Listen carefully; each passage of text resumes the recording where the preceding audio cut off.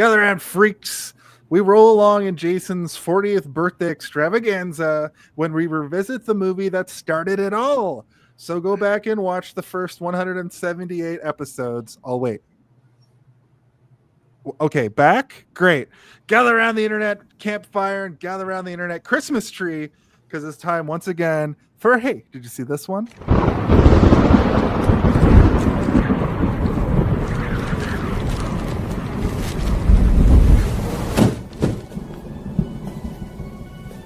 The night is dark and the air is still. That was weird. A human circles the sun likely 80 times in their life, and smack dab in the middle is 40. This month, one co-host of the hit review podcast, Hey, Did You See This One?, turns the big 4-0. There are no themes this time around, as Jason carefully curated a series of films that include horror, comedy, drama, and action to suit the needs of the one true ruler. Praise the ruler! The ruler also demands that Jason invite his best and most famous friends on the show in order to fulfill the wish. The birthday wish. Because this April, Hey, Did You See This One presents No Themes, Just Friends, Jason's 40th birthday extravaganza.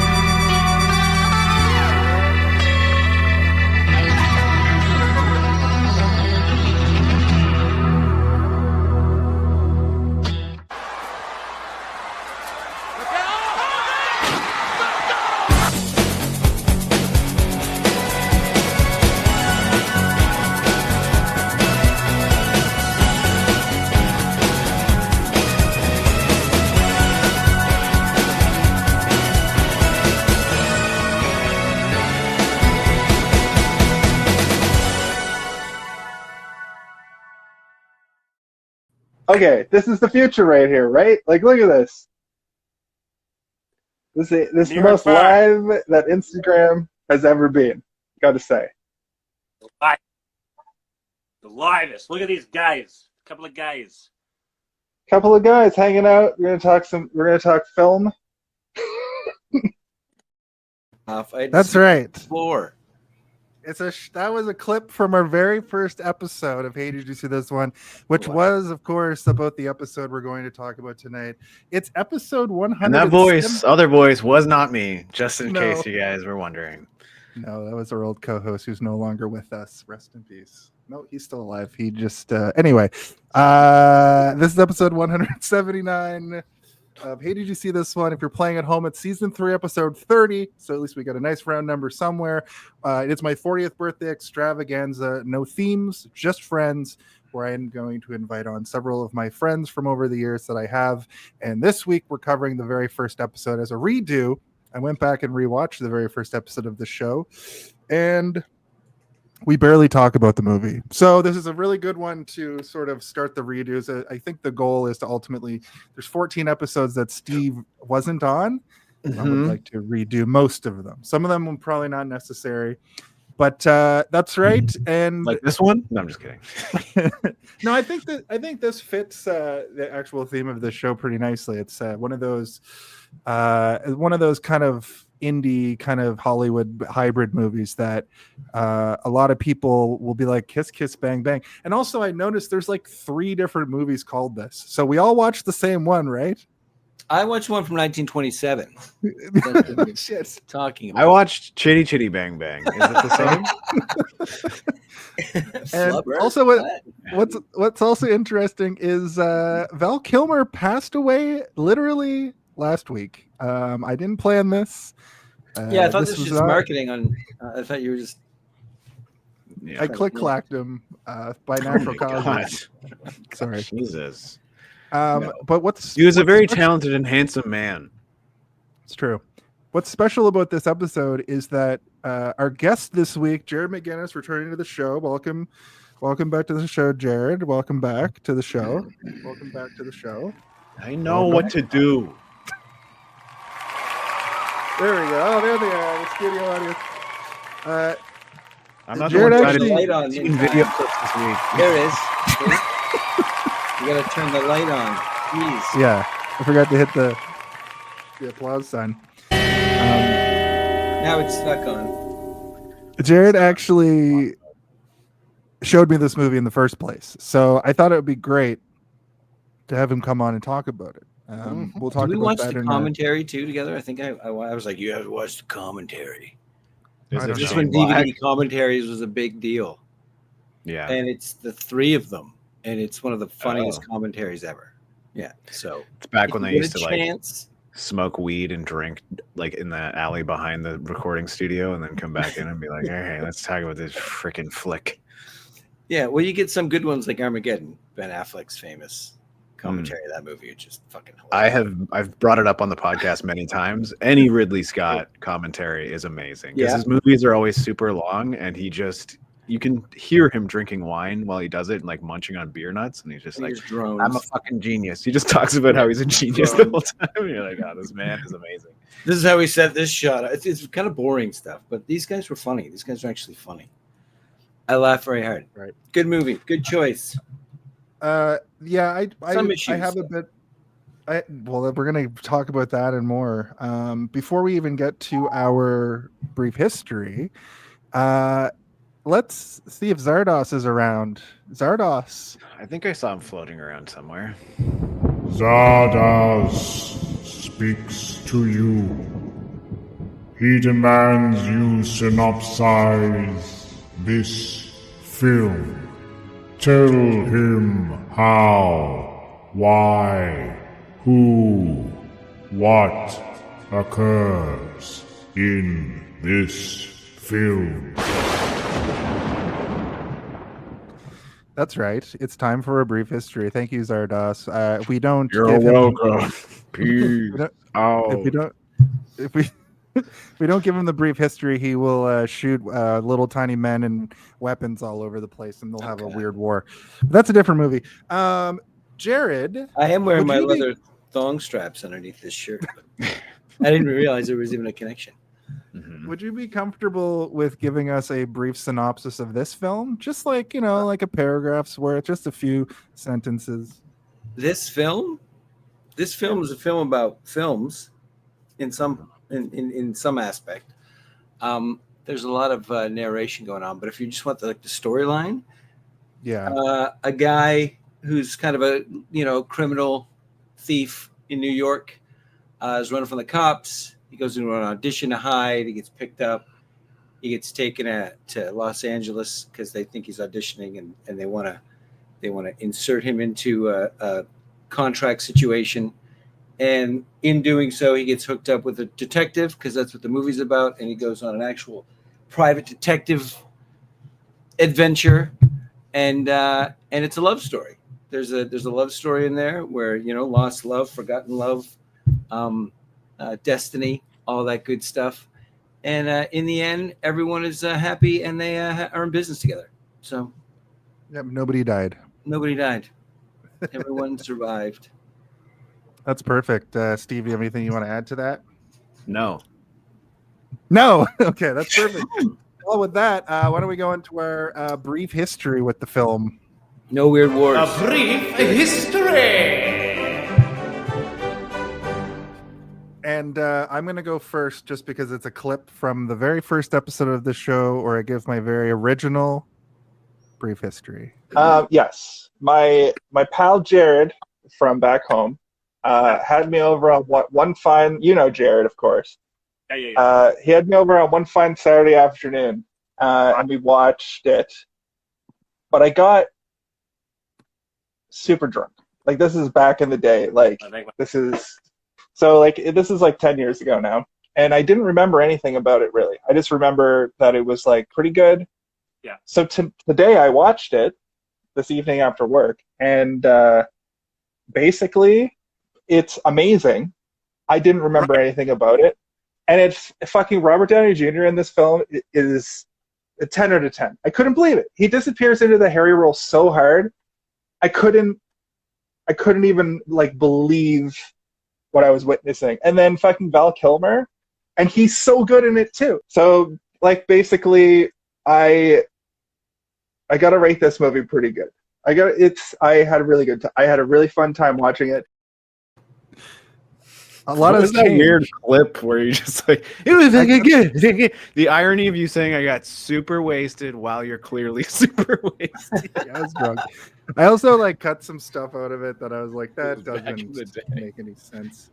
Yeah. So You're right about RDJ's performance there, because that's what made me want to see him as Iron Man. Jason, you've grown so much. I think watching those old clips, I'm like, what the fuck? Just in terms of like literacy, film literacy. I don't mean like the ability. To okay, I was gonna say. I also got better at grade talking. 7 average.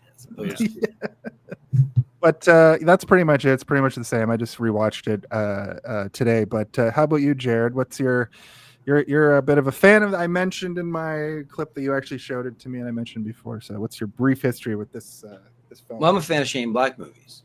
All 5 of them. He's written millions. He's written so many. Yeah, like Lethal Weapon's a Shane Black script. Like a lot of scripts. Anyway, there are some that are misses. I wasn't a huge fan of Predator,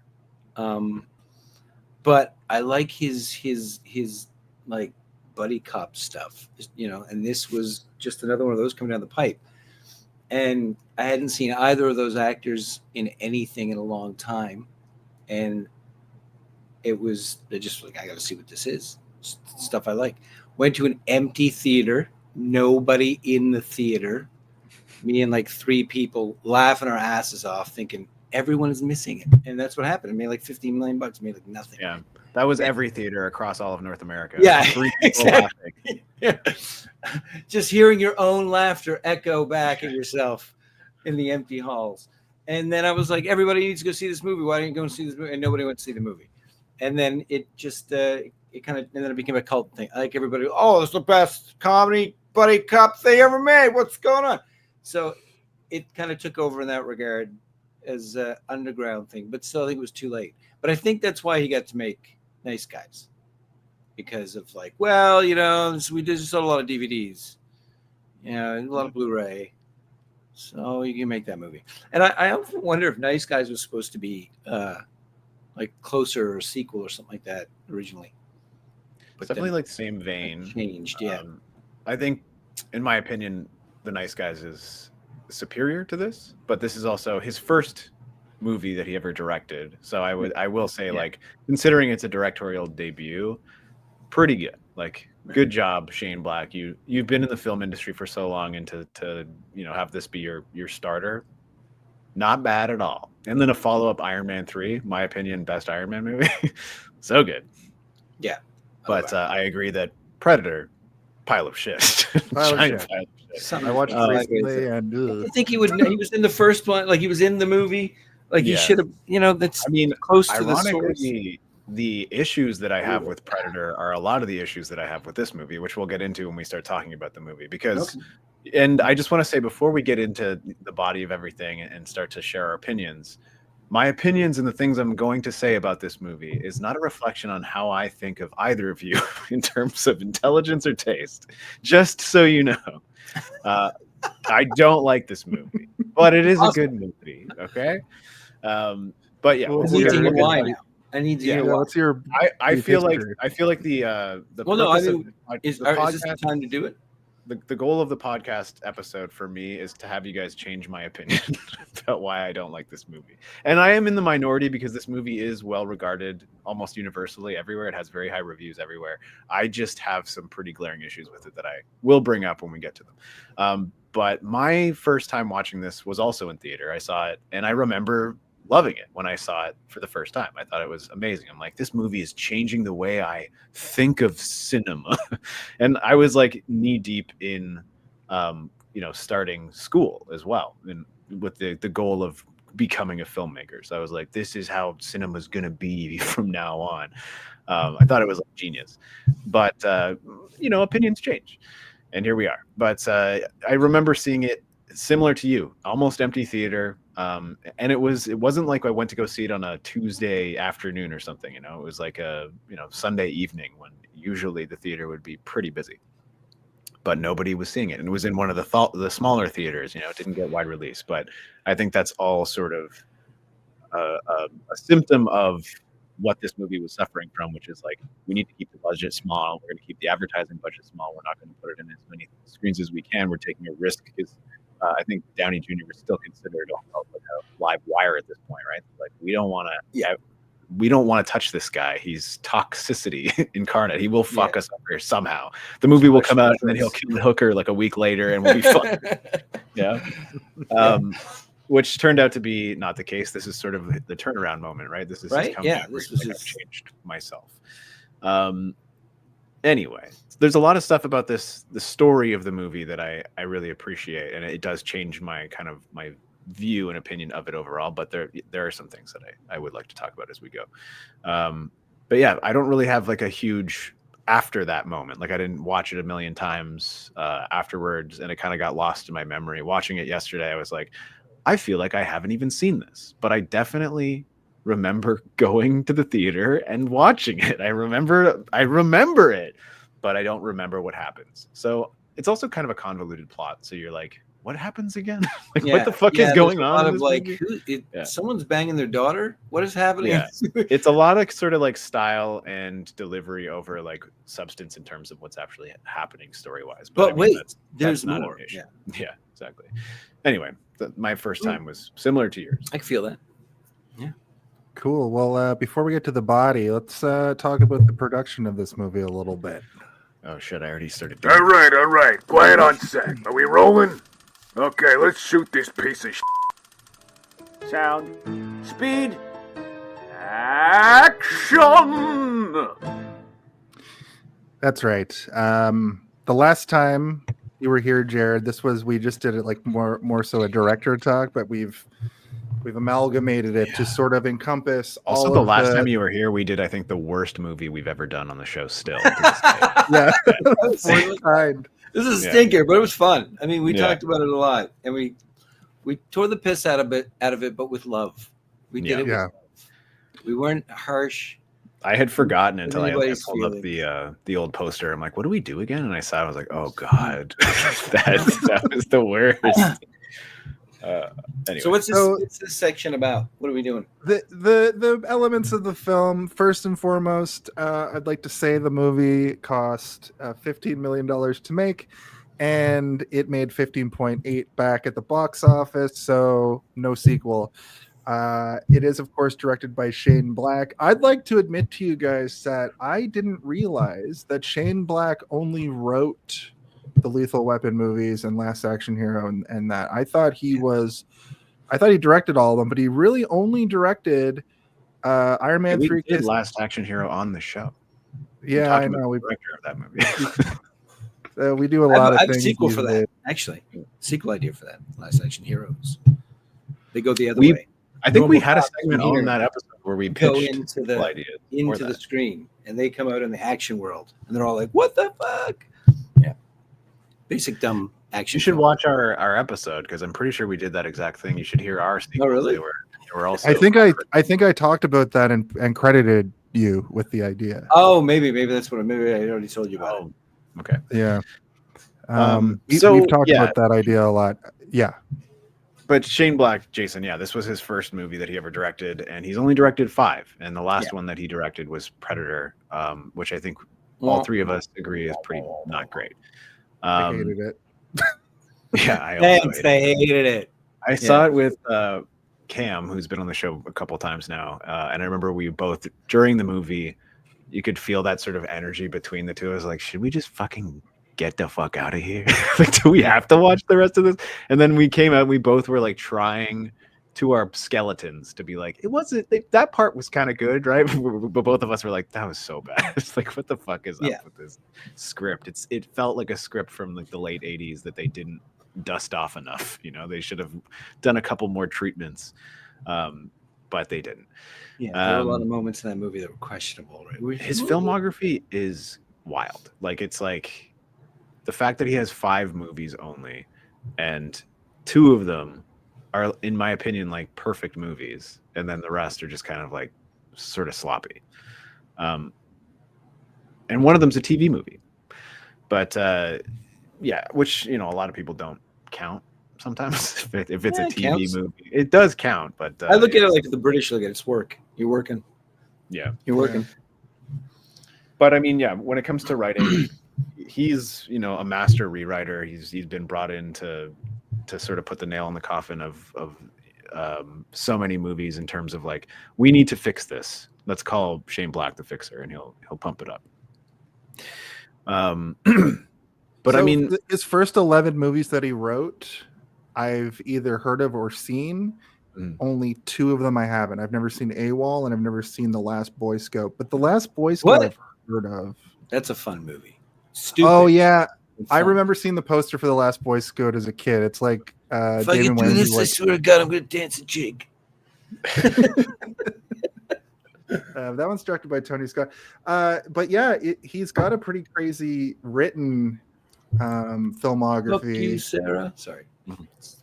Like Lethal Weapon, like the original buddy cop 80s flick, you know? There's also a ton of stuff not on his IMDb that he was he would just come to do punch-ups and stuff on, right? Exactly. Like, yeah. There's lots of stuff that he isn't credited by officially on like IMDb. So if you're looking at this, fingers are on. It's not everything, you know. I'm pretty sure Predator, like the first one, he didn't write it, but he's in the movie, but he was like doing rewrites on set, and he just didn't get credited for that kind of stuff, you know. In terms of like production, I did like a little bit of looking into it, but it seems almost exactly what you would expect, just given the situation of like Robert Downey Jr. and the budget. You know, you're like, okay, this all kind of makes sense. Plus, it seems like, just to jump in for a second, it seems like he's using every location from the first 2 or 3 Lethal Weapon movies. You know what I mean? Like, it's like he has his list. This is my first directorial debut. I got to do this right. Okay, I've got these places that I know that we shot before that I know I can get. You know what I mean? Like this, I know it's cheap to shoot at this overpass, the same overpass used in every fucking movie I've written. And then he goes through and like, it's almost like you can see and go, oh, that's where they shot this scene in Lethal Weapon 2. Oh, that's where they shot this scene in Long Kiss Goodnight. Oh, that's where they shot this scene in whatever. Right? Like, yeah, it's you can definitely see it's his first go around, and that he's using every tool in his toolkit that he has. Yeah, it can also be a case of like, I got the locations guy who worked on these other things that I worked on. Exactly. Like, yeah. It's all connections, right? It's all who you know, right? Yeah. But you know, even in terms of writing, you know that he most definitely has sort of like a formula that he uses in terms of like, well, what's a successful script versus what isn't, and how does it work in terms of when it's cut together and edited, and when the music's added, like what is it that makes these movies better than these ones that don't succeed? Have you read his script, like the actual scripts? I haven't read any of his scripts, no. So I've read 2 of them, and I can tell you, Lethal Weapon and this one. And I read Lethal Weapon because someone said you got to read it for the references, because he references himself while he's writing the script. So there's like one scene where he's talking about there's a big pile of money on the table, like the money I'm going to be paid for this script. And it's like shit like that through the script, like this cocky kind of writing through the whole script. And it's this, I grew, it's kind of the evolution of that with Kiss Kiss Bang Bang, where it's now he has all this experience behind him of the industry. And that's why there's so much industry reference in the script, because it's coming back on him, right? Like what he knows, him writing the script. It's a and it is it's based off a book, but I feel the like story is not the screen story, just the right. story. But Yeah. it does feel like a self-insert almost, because it's like an unreliable narrator story, sort of doing a narration over top of it. And what you just told us about him writing in the Lethal Weapon script, this feels like he's telling this story to us almost, because he wrote the screenplay for this as well, right? Yeah. And I just wanted to mention the cinematography stuff in this was really cool, because like New York at night felt really lived in. It felt really like what you would expect New York at night. Los Angeles at night, whenever that's depicted in film, it looks a certain way. But then the use of color a lot of times is really interesting. Like the scene from when they're talking to the orderly guy, and it's like that neon blue, and you get that like uneasy feeling from the blues and stuff. Like I thought that was a really interesting use of color. And there's a lot of that going on in this. Whenever they show like the park and then the overpass and that and all the greenery, it really pops, even though it's nighttime. So This those is were one of just the things little that things I kind of noticed. doesn't age well for me, is that sort of like over contrasted, like overblown contrast, where I'm like, okay, just relax. You can color correct things like as much as you want, but like blowing it out like this is it works because the characters are also overblown and everything. Like, so it almost feels like it's meant to be caricaturized, and they do that with the color temperature and stuff as well. So I don't hate it, but it is one of those things that is very of the era, that like people don't really do it anymore.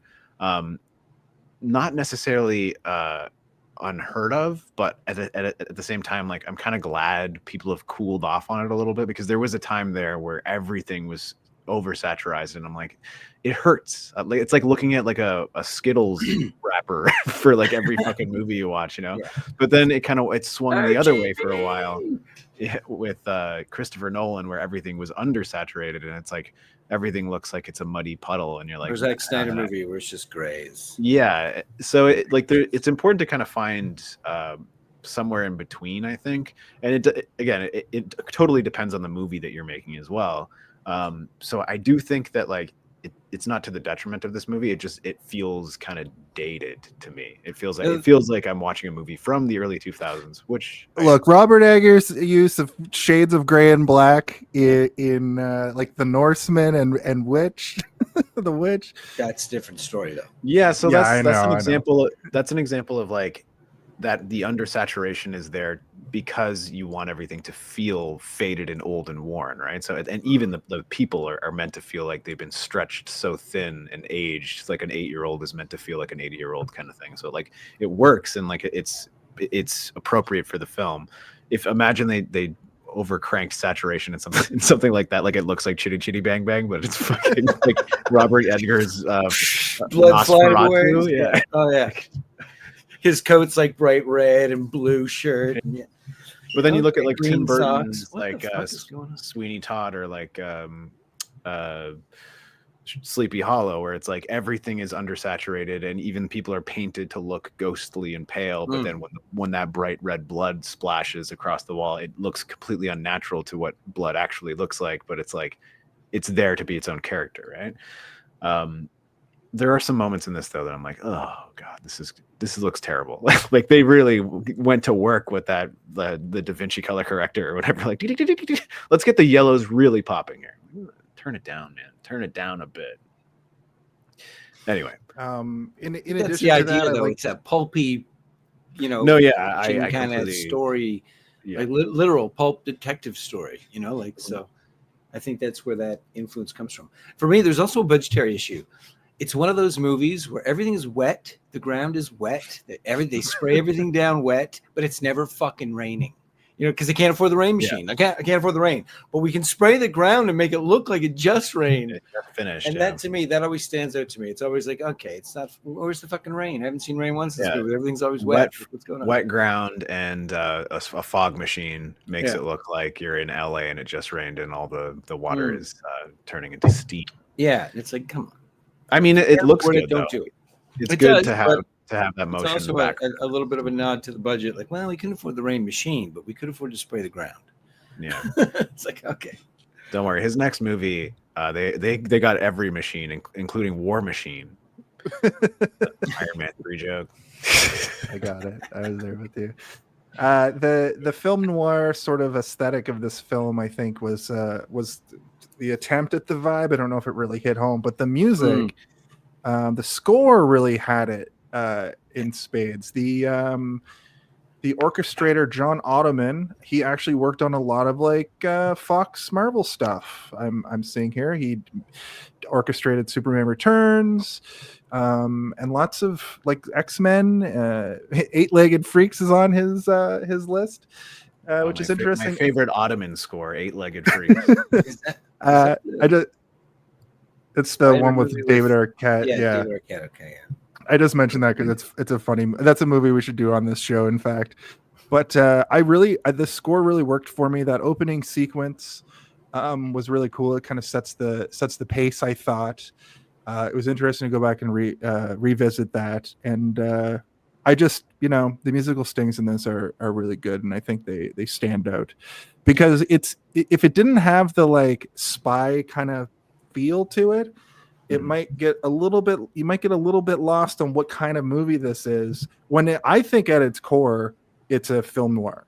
Like, I know I just detective said that, story, yeah. Or a detective story. Yeah. I think that I was added to film noir because I think you're right. Yeah.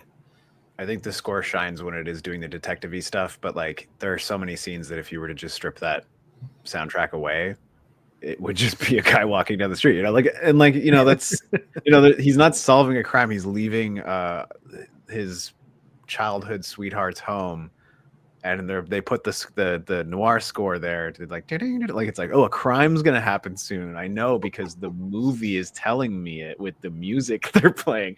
And I'm already kind of like at this level of annoyance where I'm like, oh no, is this movie going to be telling me everything, like broadcasting everything? So I'm on high alert at this point. And but I'll also say that like the rest of the score outside of the detective-y stuff, it didn't even really kind of register with me. So like it just kind of faded into the background, which music is generally supposed to do, unless you're watching like an epic or like a superhero movie or something. When the theme starts, you're like, oh, they're about to punch, they're gonna kick soon, they're punching and kicking, I can tell. Yeah. That's why I shut the score off in video games, because they're not movies. I prefer to play a video game like it's real life. I don't want the music telling me what's coming up. You come around the corner, all of a sudden the music goes dun, dun, dun, dun, dun, dun. You're like, okay, I'm gonna get attacked by a fucking, so, yeah, I'm gonna fight something here. So, but I think movies do that intentionally anyway. I think the music is supposed to. I have to respond to you and say that's insane. That's an insane take.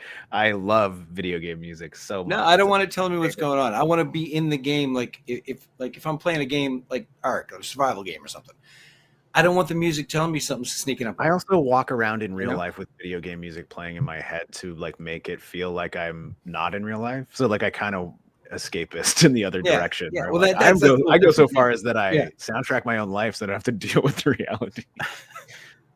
That's a little different then. Different take. Yeah. Not a bad take. Not a bad take. So I also wanted to take this opportunity because Steve, you have a background in film, and Jared, you have a background in film, and you're actively in the film industry now. Something that I've been trying to, as somebody that's like a kind of a student myself of film through this podcast, editing. I'm looking now at movies, trying to see good editing, but I don't know. I'm unaware. I don't know what I'm looking at when it comes to that. You'll know when we watch stuff that is poorly edited. I feel like if you're watching a scene and you're like, what is wrong with this scene, you'll start to see things, right? Like even really good movies can be brought to their knees by poor editing. And I was watching a clip from, I think it was like Green Book or something the other day, where they had decided to film these characters from certain angles, and this is just like simple camera logic where we're all used to eye lines being a certain way and people facing certain directions. And if you don't film it properly, if you don't have a proper cinematographer who knows what they're doing, it's going to look off. And even if you don't know anything about it, your brain is still going to be like, this looks off and I don't know why. And usually it is the editing. So that's what that's a good take. I like that. That's what I thought. Like, that's what I'm like. Yeah. So what I'm The looking editing in this for- movie is Fight good. scenes too. Fight scene editing. I often- that's where it really shines. A good editor often can do the fight scene. I often forget that like a movie isn't just all filmed one scene after another in succession. I often because I'm kind of a layman when it comes to that. I'm like, oh, I'm watching this thing and I'm getting the information visually and auditorily like as it's happening. But there's a lot of times when they people are do, talking. but yeah, most of the time they don't. Yeah. Yeah, they're talking, and the reaction, a reaction shot to somebody reacting may have been filmed completely separately. So these are the kinds of things that I'm looking out for. Now, I want to ask you guys, was there any egregious editing choices in this film? I thought most stuff looked right. It looked okay. No, yeah, I don't think there wasn't any poor editing. I think there was actually some pretty good editing, and I think there was some fun camera work in this movie that was beneficial to the storytelling, and also like if something wasn't necessarily all that interesting, they found at least an interesting way to film it.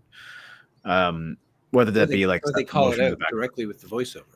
Like, what Yeah. do we have that scene? There's a boring scene, nothing happened, the camera didn't move. Like, you know, Is that why you bring it up, Jason? Because the movie was literally yelling at you to pay attention to editing. Well, a little bit. It's interesting that we covered this movie when I'm now hyper focused on it, because I'm trying to learn this facet so we can talk about it during this particular segment. But I thought that there was some, like, what I thought was good stuff. Especially my favorite shot of the movie specifically is the from in van shot of the coffin flying out the back of the van. Yeah, I thought that was cool. shot. I thought that was cool as hell. But the movie doesn't have anything else that's like that experimental. Yeah, I mean, I wouldn't even know if I would call it experimental, but like those kind of shots, those are like stunt shots, right? Like that's not like interesting camera work. That's like, no, this is a crazy stunt that we're now doing. We're launching a coffin out of a car. Like, that's like far more technical than like, more of an effect shot if no one's in it. Yeah, than something we were talking about, like, the fog machine in the background, like how everything's wet.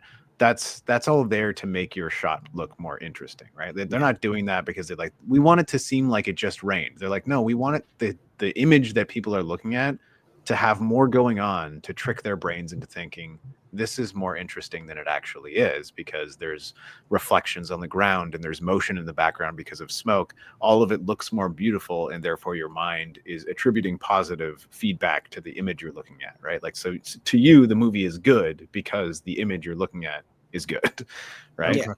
Set deck has a lot to do with it. Yeah. But also there was some, when you talk about editing, there was some cutting that wasn't great in that final sequence where he's hanging from the hand and he hits the thing, grabs the gun. And when he falls on the roof, I'm like, did he fall in the car behind them? Did he fall in the car in front of them? Which car is he on? You can't tell what car he's on for like 10 seconds. And then finally it goes, okay, he's on top of their car. So yeah, I mean, even in this, a movie that's got it's supposed to be a quick action sequence, they can kind of lose what's going on for a second if they're not careful. I didn't even really clock that, but like that would be an example, Jason, of like they either didn't get enough footage to be able to convincingly tell you the story they're trying to tell you there visually. So like Jared is watching it being like, what am I seeing? Like what just happened? That would be an example of either bad editing or just lack of footage to be able to like process it. Yeah. I was questioning also the distance that he falls and he just is fine. It's a bit like, because it seemed way higher when he was hanging there, but then he went boom and he was just fine. Yeah. And then he's having a shootout through the roof of a car. But I did love fucking magician. He shoots Corbin Bernsen in the chest. Yeah. Okay, cool. Thank you for indulging me on that. This is an ongoing. I've got score down. I got story down. I got budget down. I'm working on editing now. Do you? I'm sending you a script. I want you to do me a budget for it. Give me a line budget and get back to me in a week. I just meant I got budget down in that I can read what the budget for the movie was and then tell you on the show. That's what I meant about like you've come so far. Your literacy is going through the roof over here. This guy knows how to do a cocaine budget, or you say line budget? What? I mean, it's the same budget, right? Same budget. It's part of cocaine. Yeah. Let's not. Cocaine budget on this was actually low. I will say I do know this about the film. Val Kilmer actually didn't drink during this in solidarity with Robert Downey Jr. because he was struggling. I mean, having everything I legal hear about woes. Val Kilmer, it sounds like he's a pretty good guy. Like Yeah. I haven't heard any bad. He No, knows movies. Thanks, Luna Divonair. Oh, no. I appreciate you. I will This never will be the stop. week that all the bad Val Kilmer stories come out. No, He killed Yeah. a cat. It's, Didn't tell the owner. Steve. He ate a Steve's cat. Steve's Well, love language with Kill it me first. is Well, I guess you don't got to kill it first. Ate it alive. Jared is not listening to you, Jason. Sorry, go ahead, Yeah. Jason. Sorry. So I was gonna say Steve's love language with me is beating me over the head with things until Ow. I get them, because it's important that I learn this stuff. Understand. among the Yeah. learn. Understand. Anyway, should we? repeating falsities and out into the universe, spitting things out that aren't true? I know, but my notes have citations now. So Have you been on the internet? Yeah, but this isn't the internet. This is my little tiny piece of the internet where I get to tell you you're wrong. It's I got to love be it. truth. Yeah. love I it. heard that should we Robert get Downey in? Jr. didn't wear lifts for this shoot. Oh God. Yeah, right. Oh, he's pretty short. Actually, I in was this gonna say movie. he looks proper height in this movie. He doesn't look Yeah. like he's looking up to people in this movie. He doesn't look like He's not the tallest eye to guy in eye the with show. Yeah, with Chris Evans. I Chris don't Evans think he was is like wearing the lift 6'3". shoes. I don't think he was. I think he left the lift shoes at home for this one. I think that's probably supposed to be part of his character, is that he's short as well, right? Because Yeah, well, I mean that like, works too. he was supposed to be sort of like the pathetic boyhood friend. He's We'll a bit talk of an about it in the body. incel. Yeah. Anyway, Gonna get to the body of the episode. Ho, ho, ho, ho! Everybody back up, because here comes the body of the episode. Biddy-doo, beep, beep, boo. That's right. We've made I it. mean, it's kind of a Yeah. sexy movie, I guess. There were some, if for the heterosexuals out there was some horny stuff in it that was pleasing to the eye, I'll say. Yeah, and for the let's- homosexuals out there, there's a lot of homophobia in this movie. Just so you're aware. I was gonna say there's some dated dialogue that's Dated even for 2000. The joke is not with, but on. Yeah. Yes. So, For as much as they're trying to make this gay character in this movie, it's sort of like, Shane Black, I think, was quoted as saying, like, I love the idea of like a big gay man knocking down a door and shooting everybody in the room. Like, I think that's a really cool idea. And I'm like, you know what, Shane, I'm there for you. If the 90% of the dialogue about gay stuff in this movie wasn't people going, ugh, like right afterwards. like the kiss scene, you know what I mean? Where he's like he's spitting all over the place, and I was just like, why that reaction? But I mean, Why that part one of the is even reaction? like, I You can know, if a even guy forgive. kissed me, I would be like, okay, I get it, the cops, whatever. Because I you can even realize what's forgive going that on. one more But than I don't some of the think other I would ones. freak out the way he freaked out in that scene. He went right over the top. He said, "That is the grossest that I can just like." He sticks like he gets really into the revulsion of it. I'm just kind of like, that's a little over the top, dude. He was doing it to keep the cops away. There's a reason, like there's no need to feel like you just As a get man who has kissed many men, assaulted. Right. we don't need to talk about this all that much. We don't need to hear what everybody would do if a man kissed them. But you know what I mean? Like the scene, Especially if little Val over the Kilmer top. kissed you, one of the most handsome men who ever fucking. exactly right. Like this is what I'm saying. Like, why are you complaining? Mhm. What's your problem? I have a question for you guys. Why are you Who's gay? Saul Bass? Oh, Saul Bass is the person who makes those old noir, like Vertigo. So the opening scene of this movie I mentioned in the sort of breakdown, it is an opening sequence that is sort of riffing on that old school Saul Bass style. It's more of a like movie poster guy, right? It's like a graphic designer. You're talking about like the opening animation stuff? Yeah. Okay, yeah. kinda like the Yeah, scene. that's sort of like an old sort of like. I mean, Yeah. there's plenty of movies that did it, but like the main ones that come to mind are like some Hitchcock and even like the early spaghetti westerns, like the good, the bad, and the ugly and things, and like Tarantino does it all the time. I think, is Saul Bass just like an artist? Maybe like Yeah. This is kind of a blind He must spot be like for a me. poster guy, kind of like Drew Struzan. Yeah. Yeah, he did like He did like the famous Shining poster, the yellow and black, and We actually the sent him a letter. Vertigo poster, and Anatomy of a Murder. Right. Man with the golden arm. He said he was retired. Yeah. Yeah. So the movie opens with that. Does the flashback happen before or after that? Because I have it before. Yeah. So basically the movie opens with a kid performing magic, and he's doing saw the woman in half bit, and she starts screaming bloody murder at a kid's birthday party. And I forgot about this, and I'm like, oh my god, does this start with a kid getting sawed in half? But no, she's just a very good actor, and that sets the scene. But I thought, interestingly, and I forgot about this whole plot line. Spoilers, it turns out to be the love interest later in the movie. But at this point, spoilers, I was like, I just assumed for some reason, like when he's like, oh my god, when the reveal happens, I was like, oh, I just assumed that these he are was those the people, magician. Yeah, like I just assumed It was kind of a this was redundant. happening. Oh, I forgot to tell you. Yeah, in that first scene. Yeah, it was kind of redundant. Yeah. It could have been 2 seconds of like, yes, that was me, and that was her, and it could have like arrows, like, ding ding. By the way, yeah. But I mean, not terrible, but yeah. Again, one of my main issues with this movie is that it's constantly telling you shit, including like musically, and having the narrator being like, "Oh, hello, I'm going to be your narrator for the next 45 minutes to 2.5 hours." And you're like, okay, very good. Robert Downey Jr. is going to be talking to us the whole time. But he's so bad at it.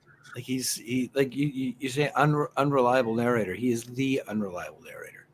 Yeah, he's designed to be bad at telling stories. Yeah, he really doesn't give you anything until after the fact, and then he kind of cleans up. Like, oh, by the way, just to let you know that this is what just happened. Yeah, people say that she's famous because of the giant robot, but I'll get back to that later. And you're like, okay, what?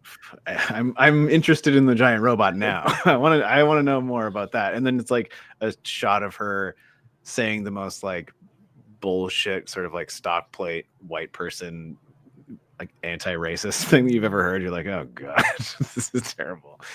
This just makes you sound stupid. Yeah. Rudolph. Yeah. She's comparing Rudolph to racism. See that to me felt like a bad Tarantino speech. You know what I mean? Like this whole movie felt like a bad Tarantino movie. Like a bad Tarantino speech in there. Yeah, slipped in like it was out of place in the movie. You're right.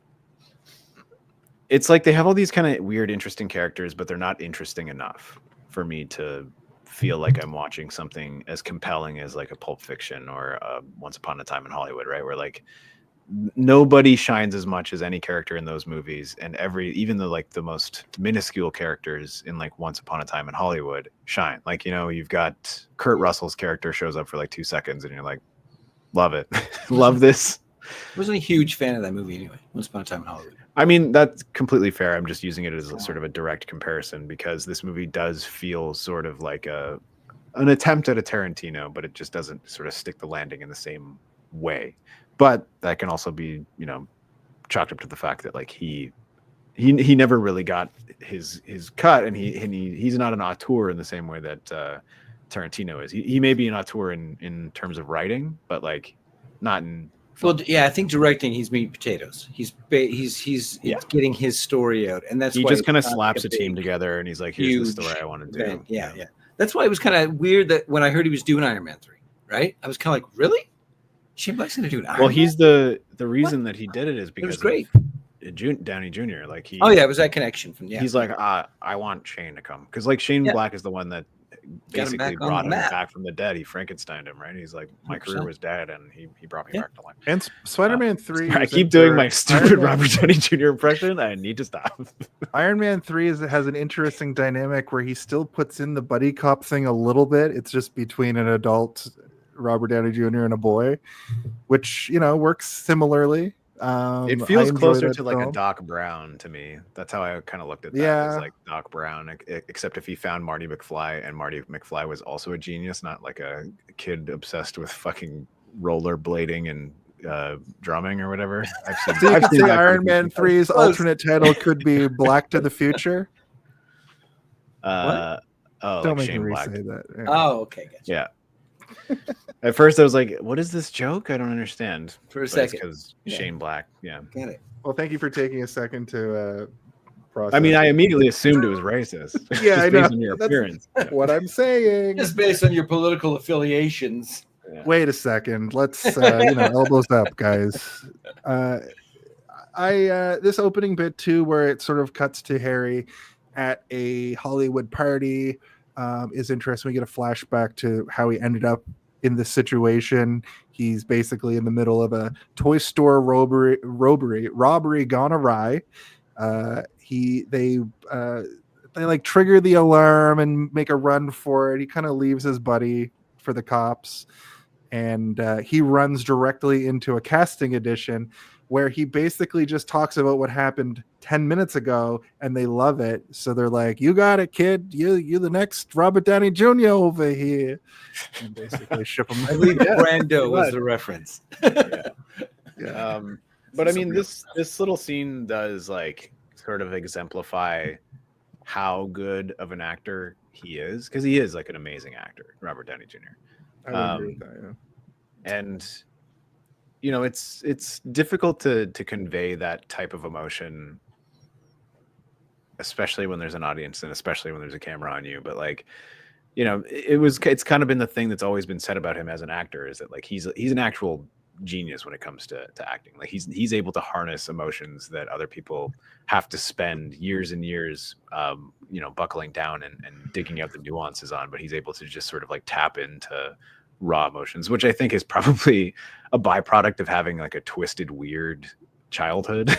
Because like, I don't know if you've ever watched that like documentary where it's like him and his dad and shit, like just talking, and they're like, you're like, oh yeah, he had the craziest life. Like there's a reason. When he was 8, right? Yeah, like Drew Barrymore level fucked up. Yeah. You're like, holy moly. Carrie Fisher, kind of. Yeah, Carrie Fisher, Downey Jr., and Drew Barrymore. If Carrie Fisher was still around, the three of them should have made a movie together, like their own Avengers. God. But it's trauma It's just Avengers. like the kid from E.T. and Iron Man, and they have to fight some sort of giant monster made of drugs. Yeah, it's just gonna make them get addicted again. But it's like this movie where they just keep being their own unreliable souls. narrators. Yeah. We also meet Gay Perry. Funny enough, my Robert Downey Jr. impression is also my Carrie Fisher impression. I don't know. What do you mean? Yeah, for later in life. We meet Gay Perry during this, who I'm just gonna call Perry from here on out. Also, is his name a play on Gay Barry? Oh my God, Jason, did you figure that out all on your lonesome? I cracked it. Okay, thank you for. God damn it, Steve, you're spicy. Did you write that down to be like? I wonder if anybody else noticed this. I didn't. I had it I had it locked and loaded all day though, just to make sure. But we are introduced to Perry, played by Val Kilmer, rest in peace. I talked about the wandering into the audition bit, and then we meet Harmony, who is from Indiana. And then we get that weird cut sideways to the thing with the robot that you mentioned, which it's because they're trying to explain how she became famous, because they need to explain so she became semi. I think they're trying to explain that how she got to the party, because he saw her on the news doing the thing, and then that's how they came together at the party. That's like the serendipitousness of the scene. Wasn't there? Is that what it was? That's not how I read it, but okay. I thought it was like people say that she got famous because of that time she fucking killed that dude by accident or whatever, the robot guy. But actually, she was better than that because she did like a bunch of other things. Like she had like a beer commercial or whatever. She was in that commercial. Yeah. Anyway, yeah. It was him trying to explain how she got to the party and how they came together there. And then we get like a gross pervert man trying to look at her butt while she's sleeping or whatever. But it's weird that she fell asleep. Like, was she hammered? Right? Or did she just put herself to sleep with a James Bond book? Real sleepy. Well, there's the Johnny Gossamer books. Okay, yeah. I couldn't remember what his name was. I was like, what is his name? Gossamer Sinclair or something crazy? The Johnny Gossamer books are a little plot thread through this whole thing, because they keep they keep like referencing it in relation to what's happening in the story, as though this situation they've been put in is straight out of one of these books. And it sounds like the Johnny Gossamer are straight up hard-boiled detective, like noir. Yeah, I read them as like that. That's sort of like the American equivalent of like a James Bond, right? Where they're like maybe a little bit more street level-y type plots and crime. But yeah, it was like her obsession as a kid, and it was like the reason she wanted to become an actor or whatever, so she could star in noir stories. And even when she realized that like the author was like, it's all bullshit, I just wrote it because I had an addiction to was making money or whatever. Yeah, like I love my morphine. She was like, yeah, well, you don't realize that to me, Gossamer Sinclair is a real person, and I don't give a shit if you wrote him, he's mine. Yeah. Which is like kind of a beautiful sentiment, and like most people can connect to, right? Don't tell that to the Star Wars audience, because they still cling on to the fact that like Star Wars was ruined by Disney, and it's like, I think that everybody. Did you just say Klingon in reference to Star Wars? You've just made so many Star Trekkies mad. I don't know what I'm saying.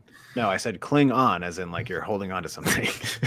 But yeah, the point that I was making is that like fan bases in general are kind of insane. Like they have this like echo chamber on the internet, especially now, but even when like the prequels were coming out, it was wild, right? Like the amount of hate that those movies got.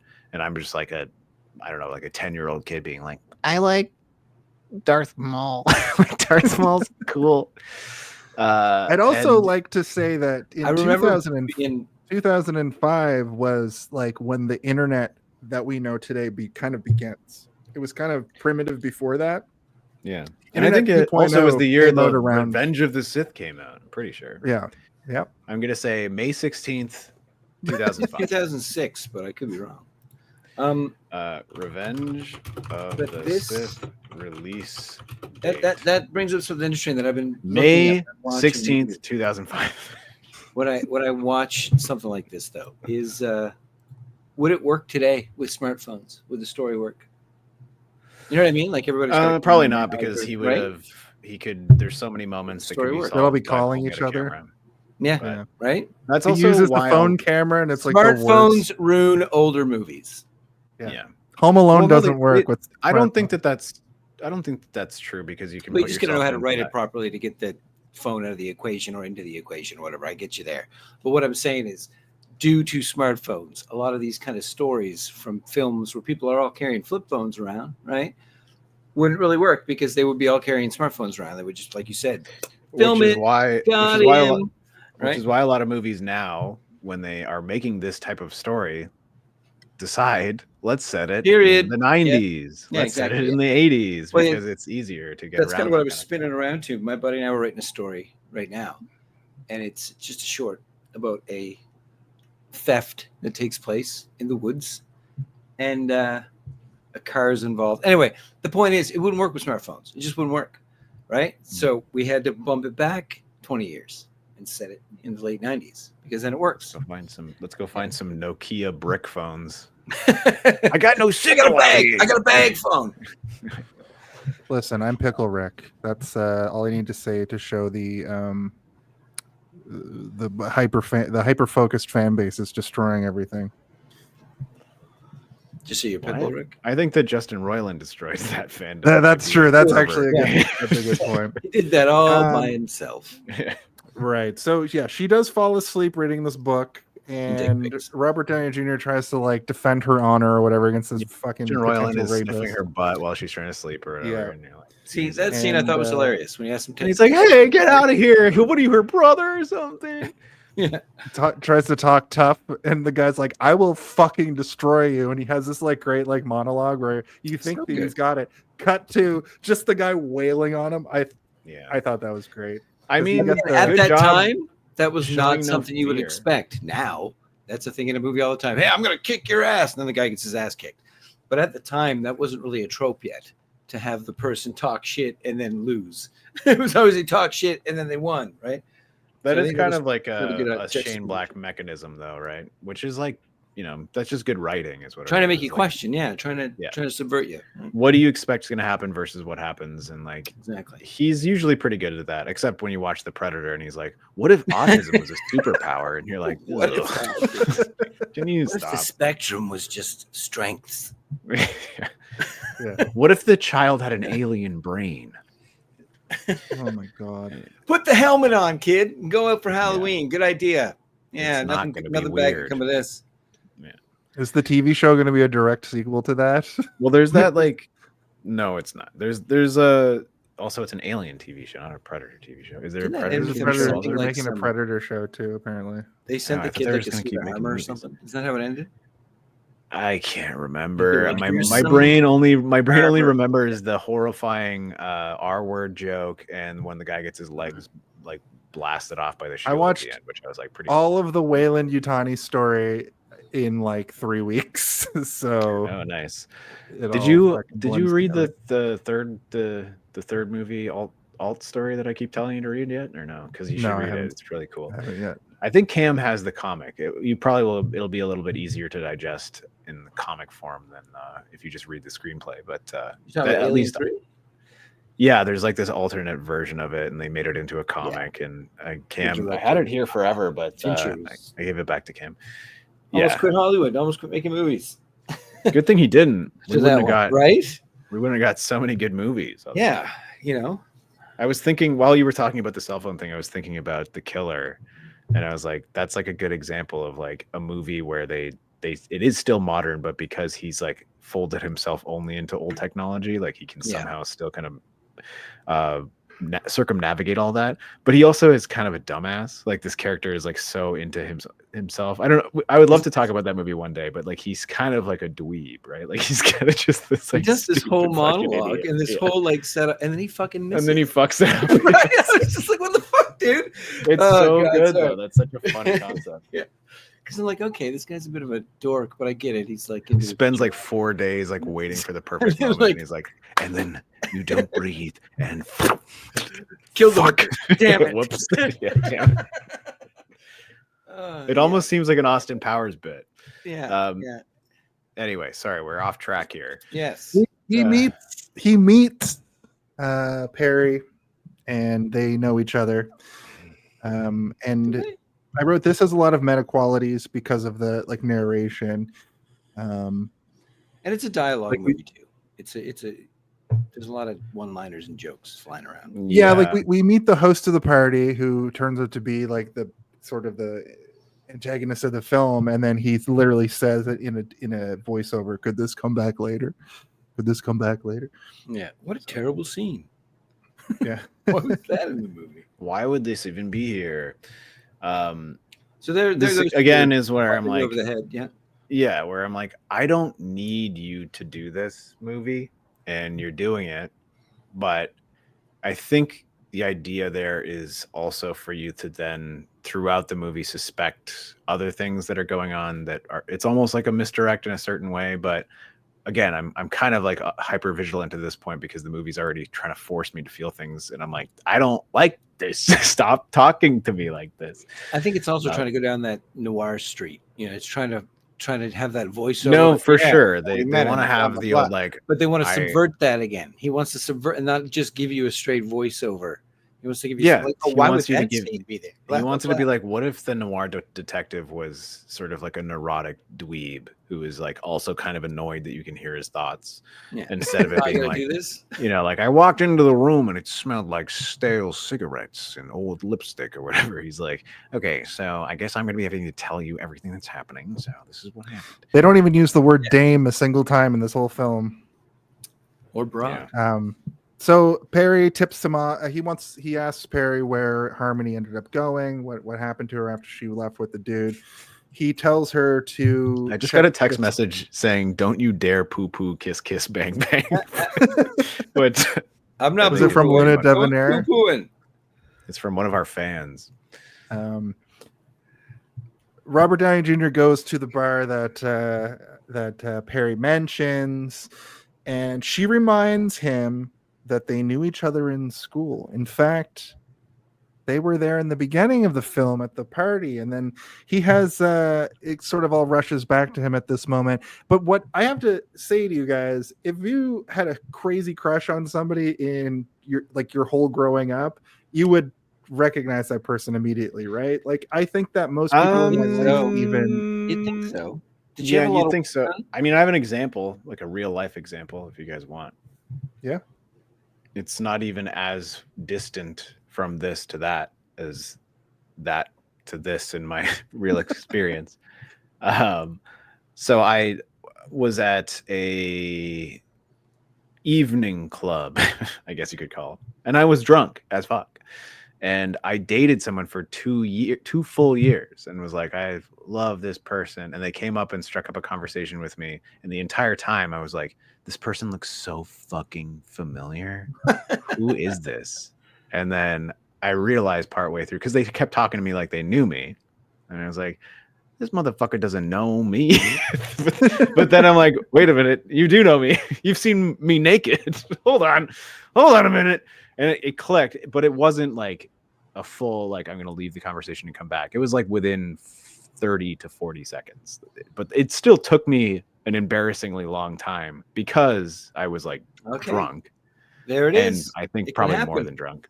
It can happen. It can happen. I think that, and drunk has to do with it too, because he's drunk when he gets there. He's drinking at the party.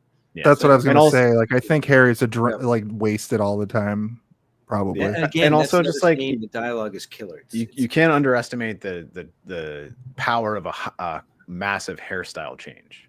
If somebody like dyes their hair completely, sometimes it just like changes the shape and structure of their face. Also, like from like high school face to like mid to late 20s face, people's faces change quite a bit. So you can still like get that structural change. I was still embarrassed though. Like I was like, I'm an idiot. How did I not realize that I was talking to my ex-girlfriend? So I guess she had a massive glow up and changed a bunch of stuff about her face and hair. I don't know. I think that it was an interesting way to do this. I think it was more for the audience though, you know? But then we get the reveal that it's like, that was the same. And I'm like, oh man.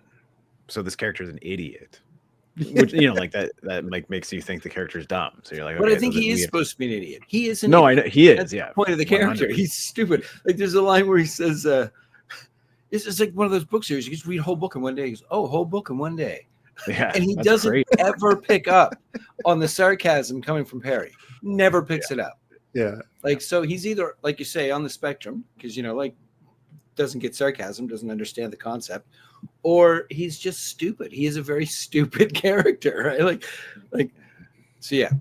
I think that might be part of the problem. Is that people want him to be smart, but because he's cool, he's but he's not. He's an idiot. He's not cool either. Though. He's a loser. He accidentally did good in an audition. Right? Yeah.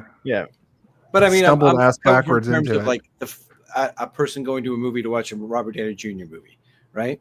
They might not want the main character to kind of be he's a little bit of he's not an incel, but he's kind of been friend zoned by this girl and doesn't realize, it's like he's sitting there and she's crying on your shoulder and you got a boner. It's kind of uncomfortable. Blah. I think he's that guy, right? He also calls it a Rodney, which I was like, ugh. Is that a thing? That's an 80s thing. That's definitely an 80s thing. Okay. Yeah, I remember that being a term for it. My brother used to I thought it used to have funny. a code word for boner, which was me and one of my exes would call it a burner. We'd be like burner, and then we went from burner to Bernard. So like if we saw like a handsome man walk by, we both go Bernard. That is the same way that people will name a pet and then change the name of the pet to a new name every so often. That's an interesting thing that you did with boners. I think that's funny. We never went past Bernard because burner is not a word, but Bernard is a name. Yeah. They had we do get titles like Sir Bernard, depending on the level. Yeah, we're like, oh man, real Bernardo over there. I thought it was an interesting character development that he sort of self-sabotages everything he does in his life, and we've kind of already seen that thus far. But he during this interaction with Harmony, they're kind of hitting it off a little bit after they realize who they are to each other, and then the friend is there, and she's like, she doesn't want to talk to you, and then he ends up sleeping with her. They do that thing where he wakes up in the bed the next morning. This is a very he rolls straight over person thing to me. Is that like, Jason, you just said like they're kind of hitting it off a little bit, like they might fuck, right? Like that's like your mentality. Mine is like, oh, it would be so nice to like meet somebody from a long time ago and have like so much to catch up on and like talk about, and like not in any way think let's go Jane Austen. Sorry. No, but I see what you're saying. It doesn't always have to center on these two are going to get together. They're gonna fuck for sure. And I do like the subversion of like the shitty, witchy looking friend who's just being like a straight up sort of like cuck the whole time. And you're like, okay, place to put a sock. Yeah. And she's like, yeah, but I mean, like, she's there to protect her friend, right? Which is like, everybody needs to have a good like wingman to fly in to be like, get the fuck out of here. I think she calls him like buzz, fly, get the fuck out of here. We aren't a couple of hunks of shit for you to land on or whatever. There was also a couple little that fucks him. There's also a couple chasing you away, and now we're in bed together. Yeah. There were a couple little fun moments during that too, where they point out indigenous Joe Pesci. Yeah, and it's great. There was another guy that looked like an actor. Mexican Billy Bob Thornton, was that it? Hair plug Steven Seagal. Yeah. Or was it punk rock Steven Seagal? Because he had spiky hair. I thought it was. Oh, did you say? I thought he said hair plugs. No, I thought he said punk rock Steven Seagal. That makes more sense, because I was like, his hair doesn't look like hair plugs. Cuban Billy Bob Thornton or Hispanic Billy Bob Thornton? It was Latino, I think. Latino Billy Bob Thornton. Yeah, but I don't remember. I don't know if and he might have said Indian Joe Pesci, like a person actually from India, but it was 2005, so I couldn't be sure, and the guy could have been either. I used to play this game with a friend of mine where we would be like, we would point out people like that's that actor over there, like, you know, and then you'd like mix it with something else. And like there sometimes would be a fun one, like you'd see like two really tall, kind of like fat dudes, and you'd be like, yeah, over there by the two John Goodmans or something, you know. You'd like sometimes it'd be like a double, and you're like, nice. But also rude. Like it's a rude game to play. Good thing it really is. Good thing I'm not rude anymore. No, it's a good thing you don't say the John Goodmans. Mm-hmm. I don't know. It depends on what your intentions are. If you're just looking for people who are lookalikes, you know, and that's not so bad. But yeah. If you're targeting their weight problems, it might be an issue. It was more like, it wasn't just like, it was the height as well as the girth, and also the hair color and facial structure. All of it has to kind of look like it. Might get you. Yeah, one looks like the version from Community, and the other one looks like the version from the Flintstones or whatever. Why are those the two John Goodman? What looks like Roseanne and the other Roseanne one era? Yeah. John Goodman was like kind of skinny for a while too. Before Righteous Gemstones, he put a little bit of weight back on for that, but he was kind of thin for a while. He was getting svelte. Yeah, he was stripping it off. It also just happens when you get older, right? You get older, and the doctor says, you know, you want to live. She's like, you better stop. Yeah. I saw. Have you know the comedian Ron? Well, you better lose the weight. You know the comedian Ron White? Yeah. The guy with like the drink cigar and whiskey guy. Yeah. Give and tell you what's going on down there. I saw him today, and he looks like a different person. He looks like RFK Jr. Oh God! I think you're gonna say something good. No, he's looking rough. But he's skinny. He's skinny. RFK is more jacked. He's like a muscle guy. We'll call it that. I heard he's gonna try and take over Gotham City soon. He's like, I am here to take care of the streets in Gotham, lower level crime. You know, hey, anyone who's promoting heroin use is a way to pay attention in university. Yeah, put him in office. Put him in the highest land. We're gonna make sure that Batman is taken off of the streets and real justice will be brought to Gotham City.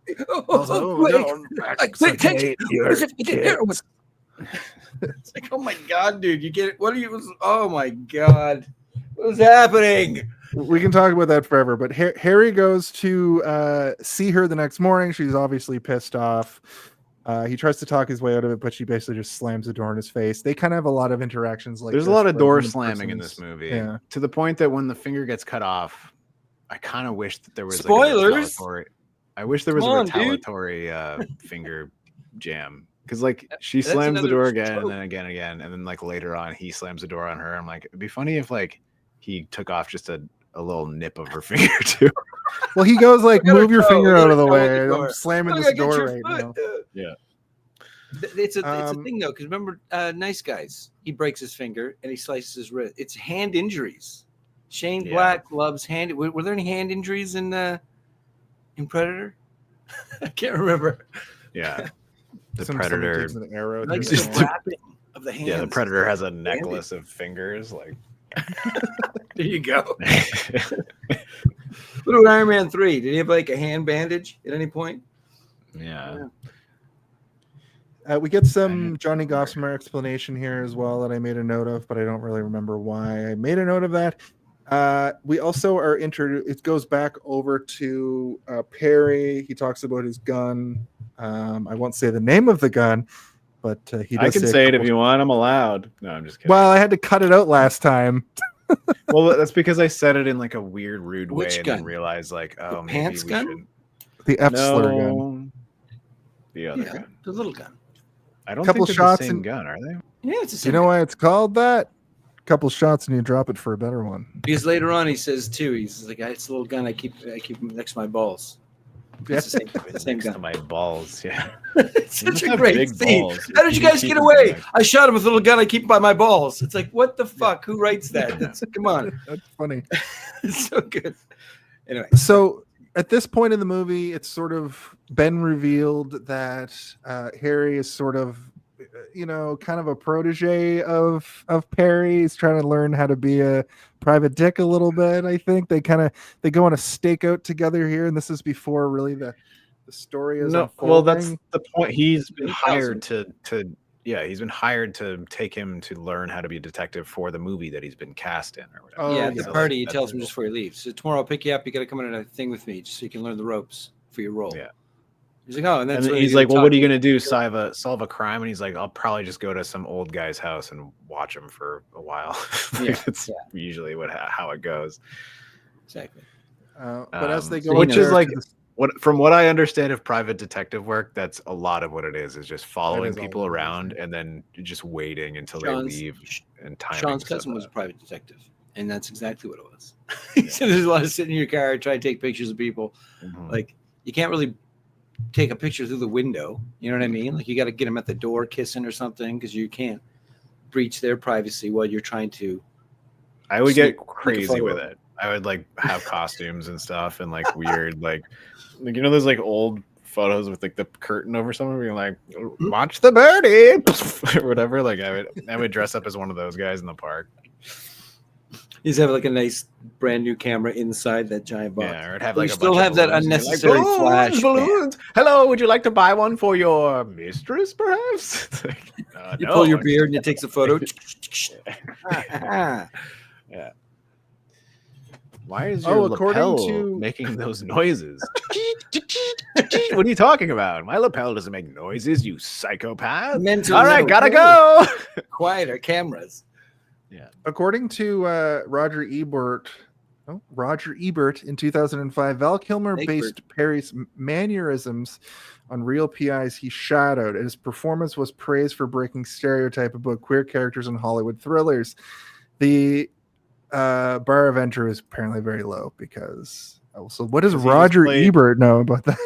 Yeah, Roger Ebert's like, listen, I hang around with a lot of gay detectives, and I'll tell you right now, he broke In the LA. mold. Yeah. This guy fucking nailed it. As Wasn't he just somebody Harry who- in real life? If he followed a bunch of detectives around, he was Harry. He was doing what Harry did in the film. yeah. Oh, I mean, yeah, I guess so. what Art I mean to imitating say life, is- imitating art, imitating yeah. life. When I look at it though, I'm like, so he's just mostly playing a straight character, and then when he needs to turn on the gay for a joke or for like, let's just be gay now. Like that's why I'm kind of like this character I like that he's sort of like this masculine character that can shit kick people if he needs to and has guns and is able to take care of himself in like a dangerous position that he's in.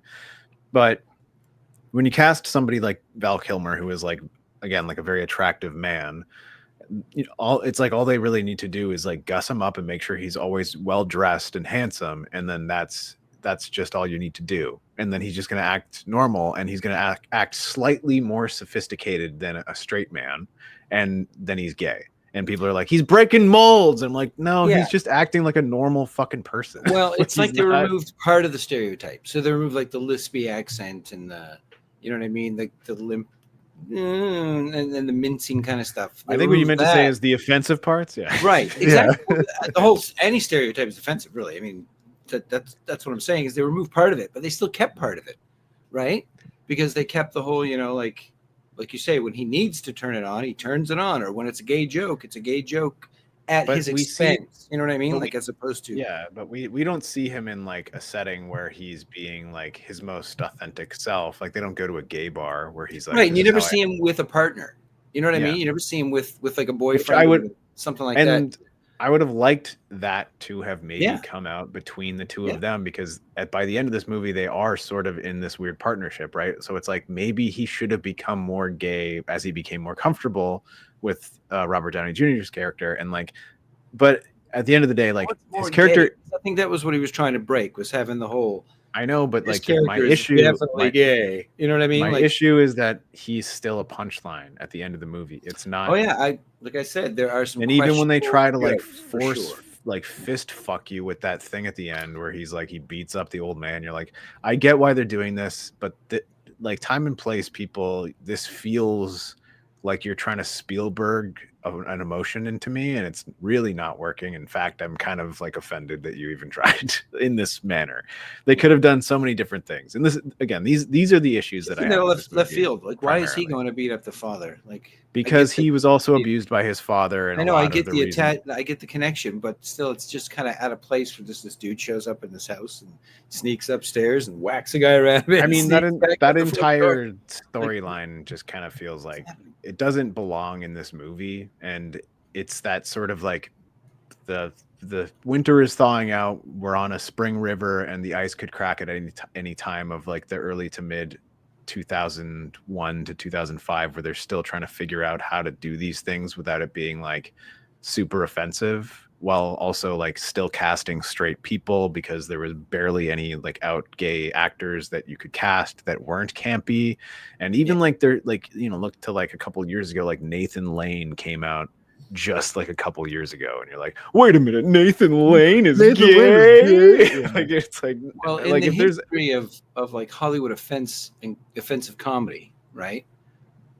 Gay people were basically the last thing that was okay to crack a joke about, like up until like the late 90s, early 2000s even, which is why I could see why so many people in 2006, when this came out, were like, oh my God, a character who's not a punching bag of just jokes.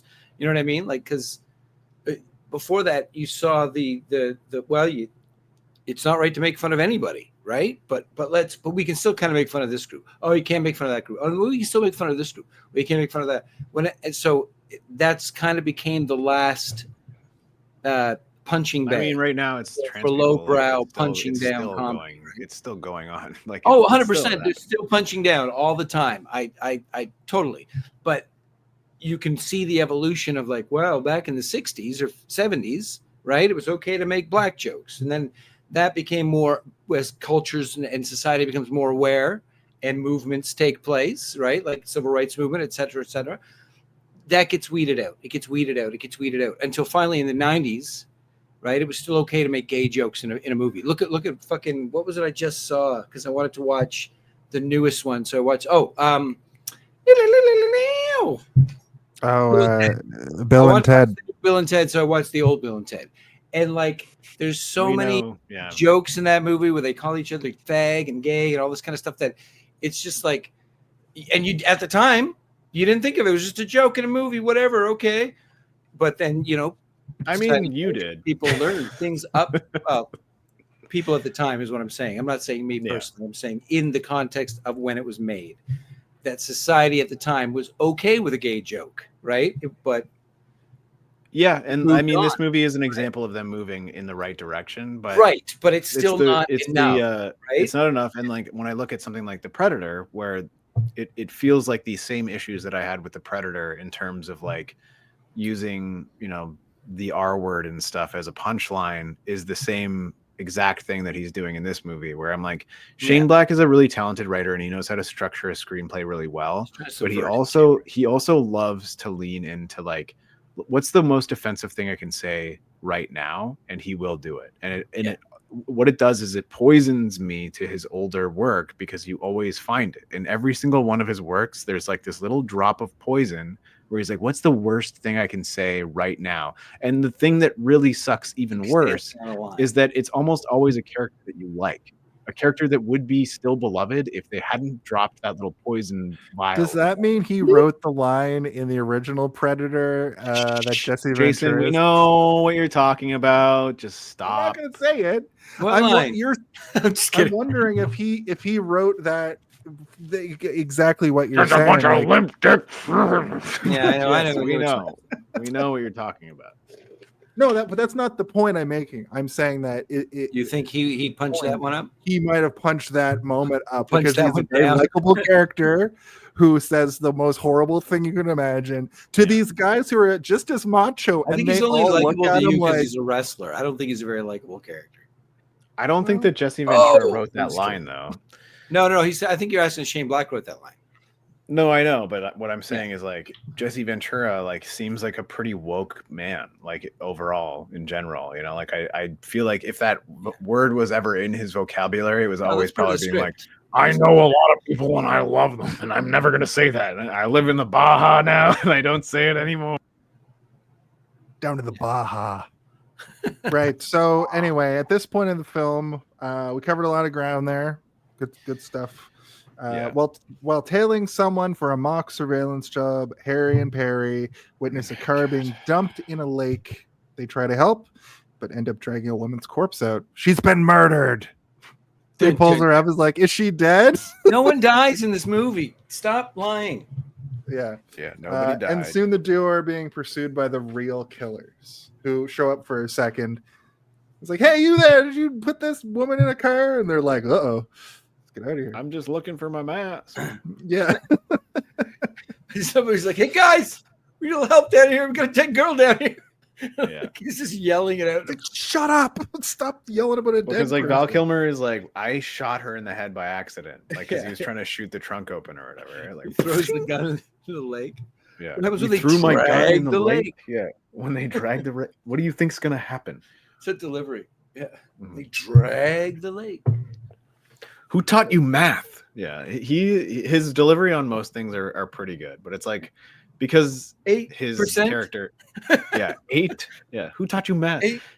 His whole delivery is I'm smarter than you, but I can't believe how stupid you are. You know, Right. like Yeah, at first I thought that maybe we were on some sort of equal playing ground here, but I am leagues ahead You're of an you. idiot. Yeah. In fact, he says, if you look up idiot in the dictionary, do you know what I'm gonna find? And he says, oh, what, a picture of me? No, the definition of idiot, you idiot. The fucking word idiot, which you are. Definition of idiot, which you are. Yeah, exactly how he says it. So they head back to the city. Harry's dropped off.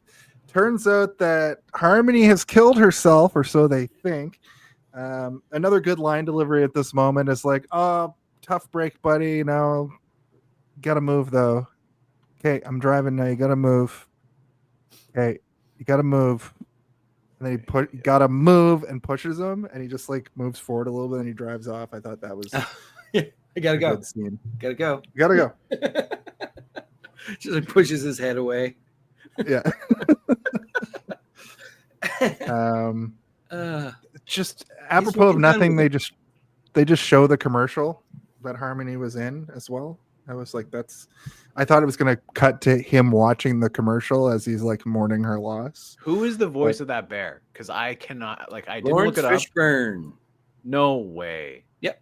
Is it actually? Okay. Yeah. I was like, that voice. I know that voice. The bear's voice. At first, I was like, is that Danny McBride? But Lawrence Fishburne is great. I didn't know. Yeah. That's good. That's good. But the head's off fish. Yeah. I thought he said he sucks the heads off. Suck the heads off fish. Yeah. Which is great. What do I know? I suck the heads off fish. Turns out she's not dead. And also, I think it was implied that he was watching the commercial because it cuts to him immediately answering the door, and she's still alive. It looks like it's just been raining. I realize now why she's wet. Yeah, it's raining, but it's not actually raining. Yeah. But it did just rain. You can tell by all the mist in the wet ground. Yes. This is back in the early 2000s when there was never a wildfire ever. Because it was constantly raining in LA all the time. Yeah. And climate change wasn't a thing yet. What? Yeah.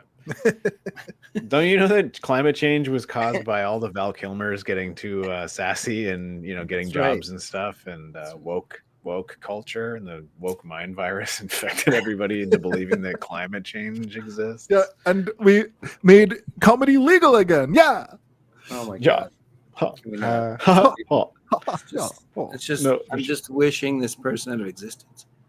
Just manifesting. Every day someone tries to wish me out of existence, but it only sends me back to the moon, which I have a base on, and I just come back.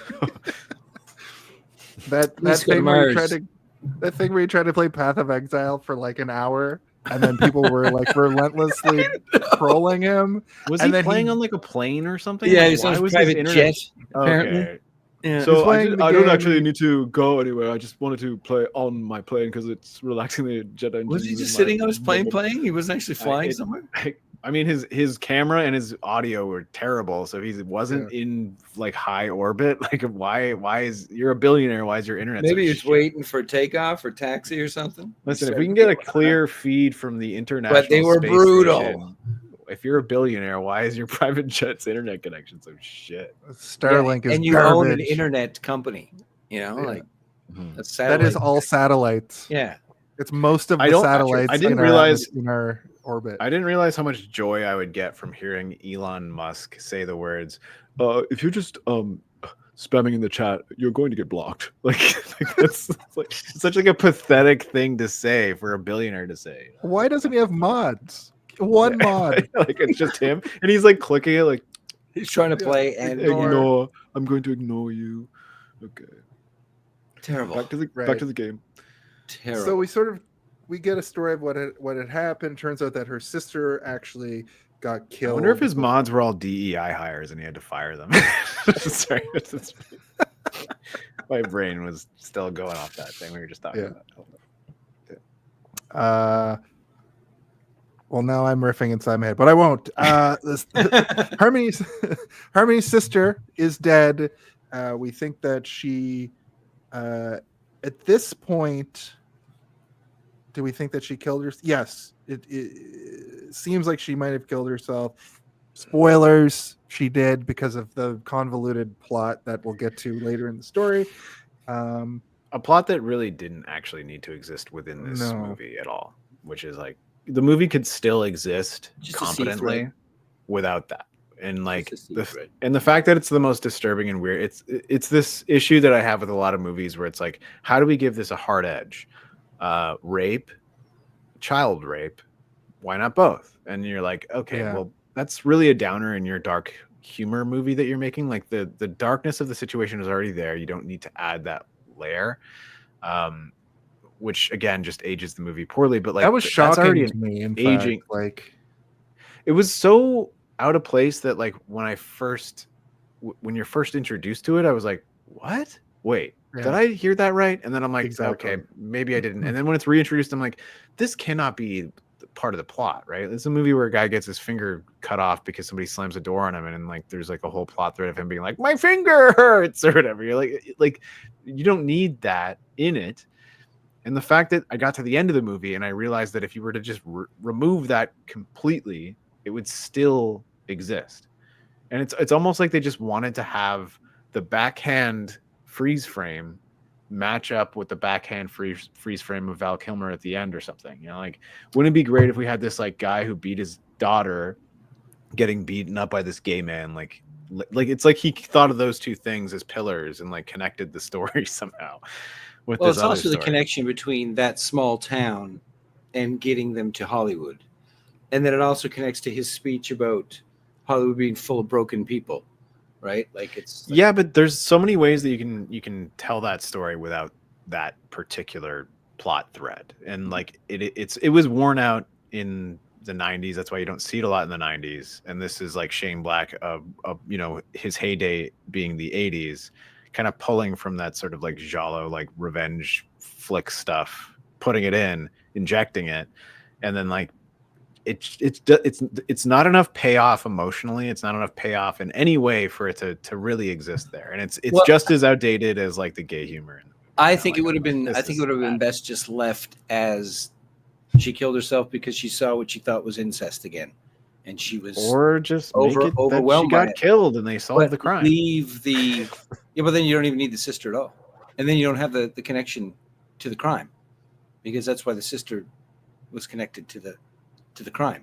I mean, you can, I guess, but you have to have that C story. It didn't have to be the same thing. Maybe she just went to Hollywood and got used, like as a by a producer or something, right? You can do the same thing, but I think the point is that or she RoboCopped herself off a balcony like RoboCop did at the beginning. Like she got two fucking. She actually takes off and she has the suit, which also would kind of make it.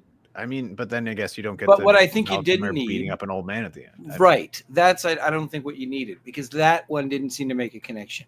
Why is Val Kilmer going to the funeral of someone he barely fucking knows at all? See, right? This is the part in a town in Iowa, right? So he's going to get on a plane. He's going to fly.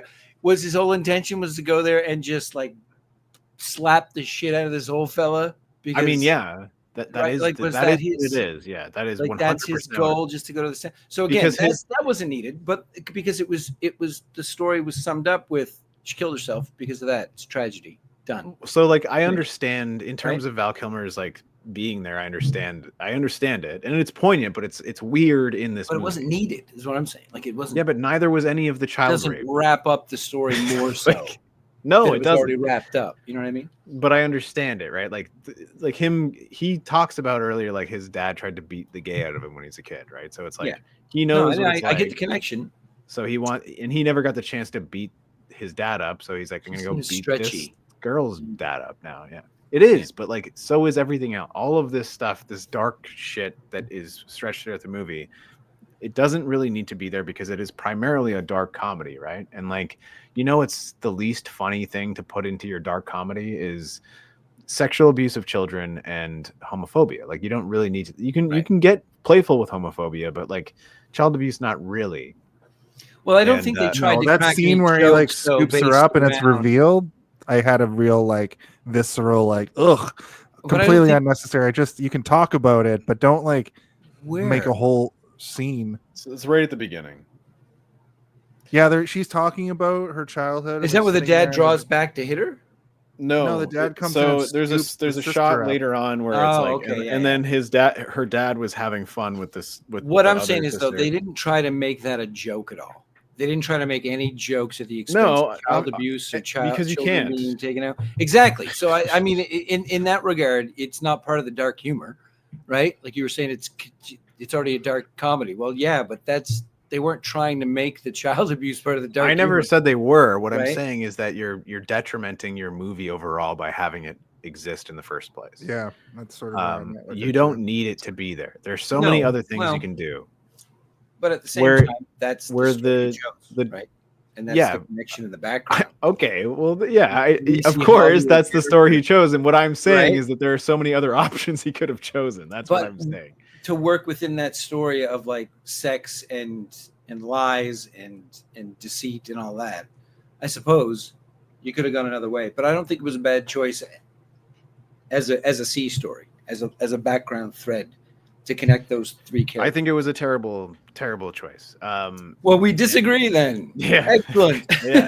There we go. Yeah. we can move on. Oh yeah, I don't really have anything. We can't else all to- like. No, we're spending the rest of the episode until you guys find common ground. No, I'm kidding. You guys, So what should have it's good happened is like stuff. it should have been a gay kid who was getting fucked by his dad, right? Like Okay. then I'm like, now I get it. Yeah. Now it's closer to Perry's story. Yeah. I feel give like us, the Perry payoff is what it felt like they needed, and they somehow like sort of like Frankenstein welded these things together, Yeah. and like it just didn't That work. fit for me either. That Perry. And Perry doesn't really need it because Perry's He already says at the end, "Whoa, there's some pretty heavy shit, eh?" The old man. What? Anyway, he's just like, anyway, let's move on past that. Yeah. But, like, Well, they do yeah. call And then it there's like the moment where he's like you feel like you're a big tough man beating up on a defenseless big like tough person, guy. and he's like, yeah, I'm a big tough guy, and he says it like he's trying to reflect it onto him, being like, that's exactly what you did, and like it all makes sense, we all get it, but it's like it just feels odd because It's unnecessary. It's weird. He's going in. I don't think that there was ever a moment in the movie where I'm like, I need this sort of emotional resolution for Perry, because like, And it I was feel like based Perry on is one comment too. You know, how'd your dad treat you? Oh, blah blah blah. How'd yours treat you? Oh, you know, he might have said it in Morse code. He beat me, or he might have said he loved me, but he beat me in Morse code, or whatever. So it was just a moment of like character building. So you don't really have to go back and have like Perry gets his revenge on his dad on someone else's dad, like who can't fight back. Like So I agree that scene was kind of like, what the fuck is this? What is? But I mean, in the grand scheme, like if that's what they're gonna go with, the child abuse stuff, then why not have him do it, right? Like who else are you gonna make do it? Nobody. He is the one. The daughter could have came in with a bat or something. Yeah, but she didn't. She was. It seems like she was kind of like healthily. She was like healthily kind of over that, you know, and like or weakened enough that she's like, she was removed enough from it. Yeah. Yeah, where she's like, I'll never be able to do it, and Perry's like, well, I guess I'll be the dad and go beat your dad up. Yeah. Which is like fine, I guess, but like. Yeah. Anyway, we've kind of talked about that, and we're not even at that point yet. We keep talking about. Well, we don't have to talk about it when we get there. Yeah, when we get there, we'll just skip over it. Yeah, we'll go right to the Home Alone of it all. We've already so my Home Alone of it all is when gay Perry shows up and goes, oh, and beats the shit out of an old man in his hospice bed. So, why did she take her birth control this morning? She was murdered, Harry, and then she passes out, and then he puts her to bed, and there's that funny moment where like the spider crawls because he's like trying to like undress her, and it's not gross, but the spider crawls over her, and she wakes up, and she's like, what are you doing? It's like, well, there's a spider on you. And then, you know, sees the leg. Sure, you just grabbed my tail. It's not a biggie. Yeah. It's not a biggie. This actually plays into exactly what we were just talking about, which is like she's complacent with sexual assault because she was sexually assaulted as a child over and over again by her dad. And plus, I think that was a comment on the environment in Hollywood itself. All those parties where people just grab ass and tit, and it's no big deal. Whatever, we're just partying. Hollywood is full of spiders. If you would go as far as to such a poetic thing. How about this though? Wait, what? He goes in. He goes into the bathroom. She's like asleep. He goes into the bathroom to take a piss, and then he gets a call, and then he looks over and he sees the body that I guess the bad guys have just dumped it in his apartment because now they kind of have a patsy. That's sort of how I read it. And he turns and pisses on the body, which I laughed out loud at. I think that's like funny, dark humor. Yeah. And I mean, like, have you ever been so hungover that you accidentally piss all over yourself, or like do something with pee that you didn't mean to? Yeah, of or course. Drunk, I guess. Yeah. So yeah, relatable. If you have a penis, like I assume if you're a woman, you don't pee standing up ever, so you don't accidentally pee all over the room. But if you're a man, it happens sometimes. If you're too drunk, or you're too hungover, or you slip, or something, like you're pissing everywhere. You can't stop once you gotta start. go so bad you don't quite get it all the way out. Yeah. Before you start. One time I was at my friend's house and we were playing D&D, and I wasn't drunk, but I had like 2 beers, and I went into the bathroom and I was feeling buzzed, and I like undid my pants and I started peeing, and I was on my phone standing up, and then I started to feel like a real warm sensation on my foot, and I was like, oh God. And I looked down and my penis had been like flesh fused to my leg. You know, when like it's hot out and you're like your dick sticks to your leg, and I only pulled my wiener out enough that like it didn't fully disconnect, so it went back in, and I just was not paying attention, and I peed everywhere, all over my foot and in my pant leg, and I was like, okay, and I finished peeing, and I was like, what do I do now? Because I'm standing in piss, and I have piss all over myself and my pants and my leg. And I'm like, do I just go out there and act like nothing happened? I take both my socks off. I use up a lot of his toilet paper to clean the floor and like make sure that everything. And I find his cleaning supplies under his sink, and I'm like, and they're like, Steve, are you coming back? And I'm like, yeah, I'm almost done. Like when someone's in a bathroom, So I'm he's just looking for my mask. Tell everybody what has happened. And I come out, and one of my pant legs is like soaked, like just wet.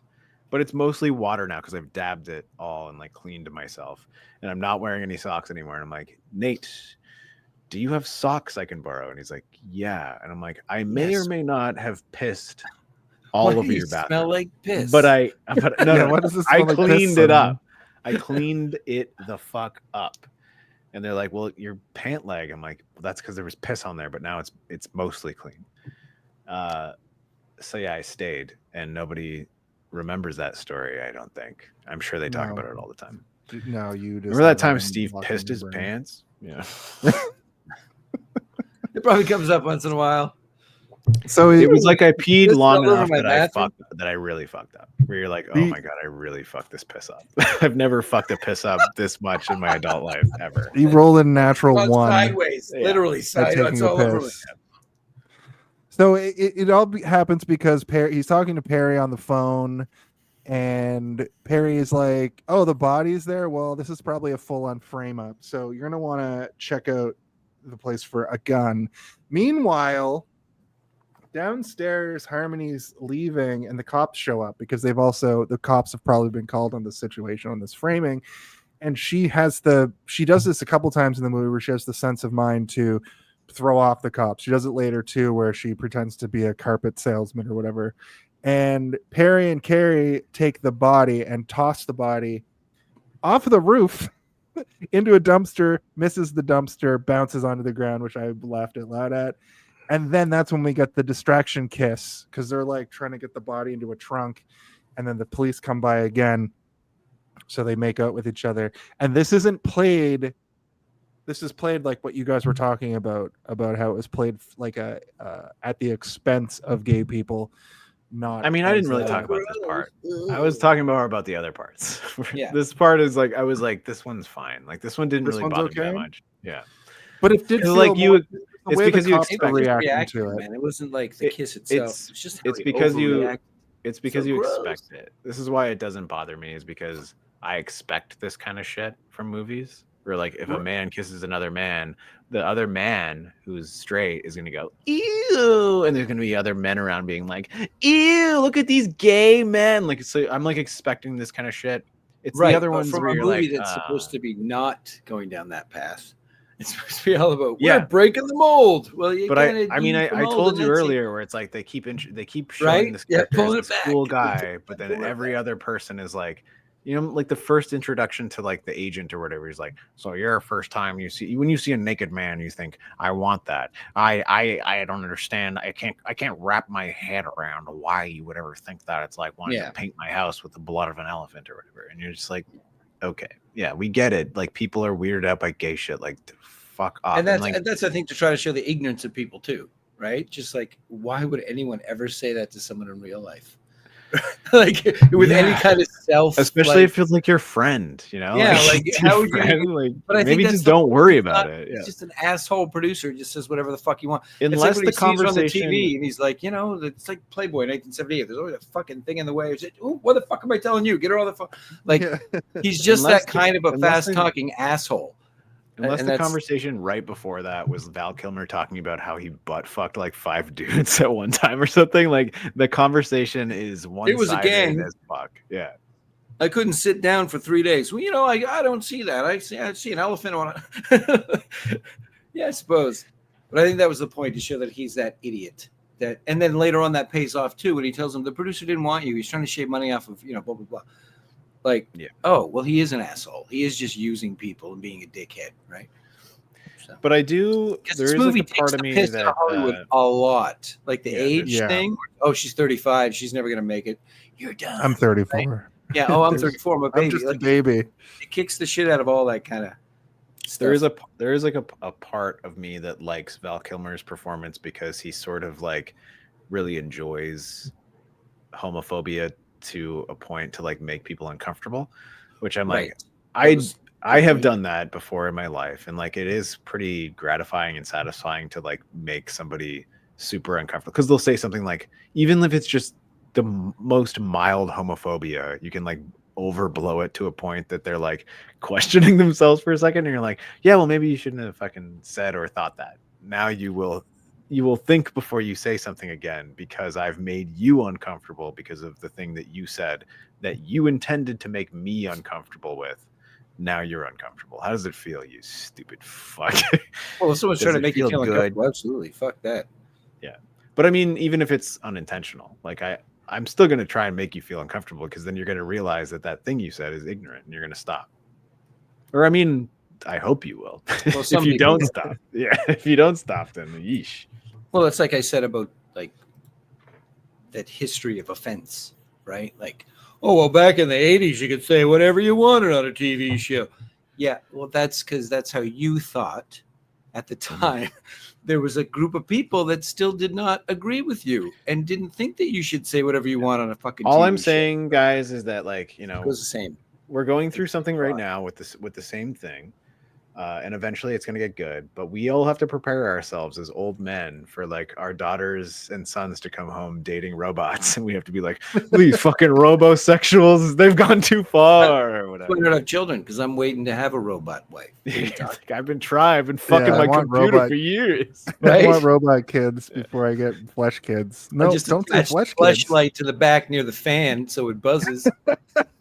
Fucking great.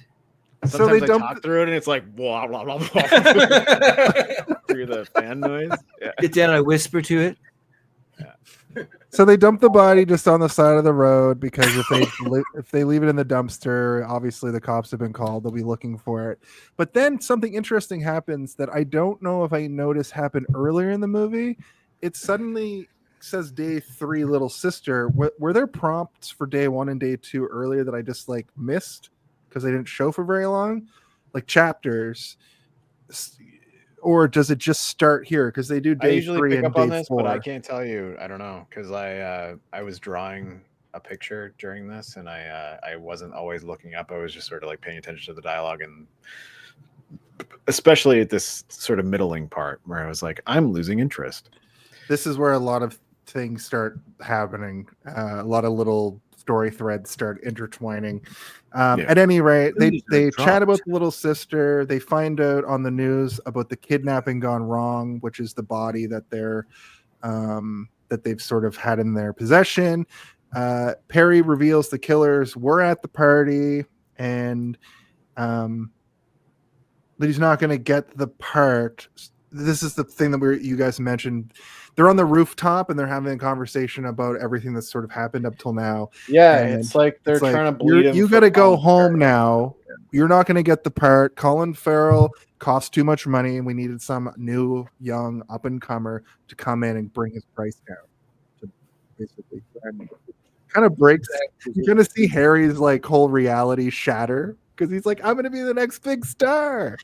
But that's also like, sort of like kind of. If you want to hit me, I understand. And then he punched him in the face. And pick those up. What the fuck?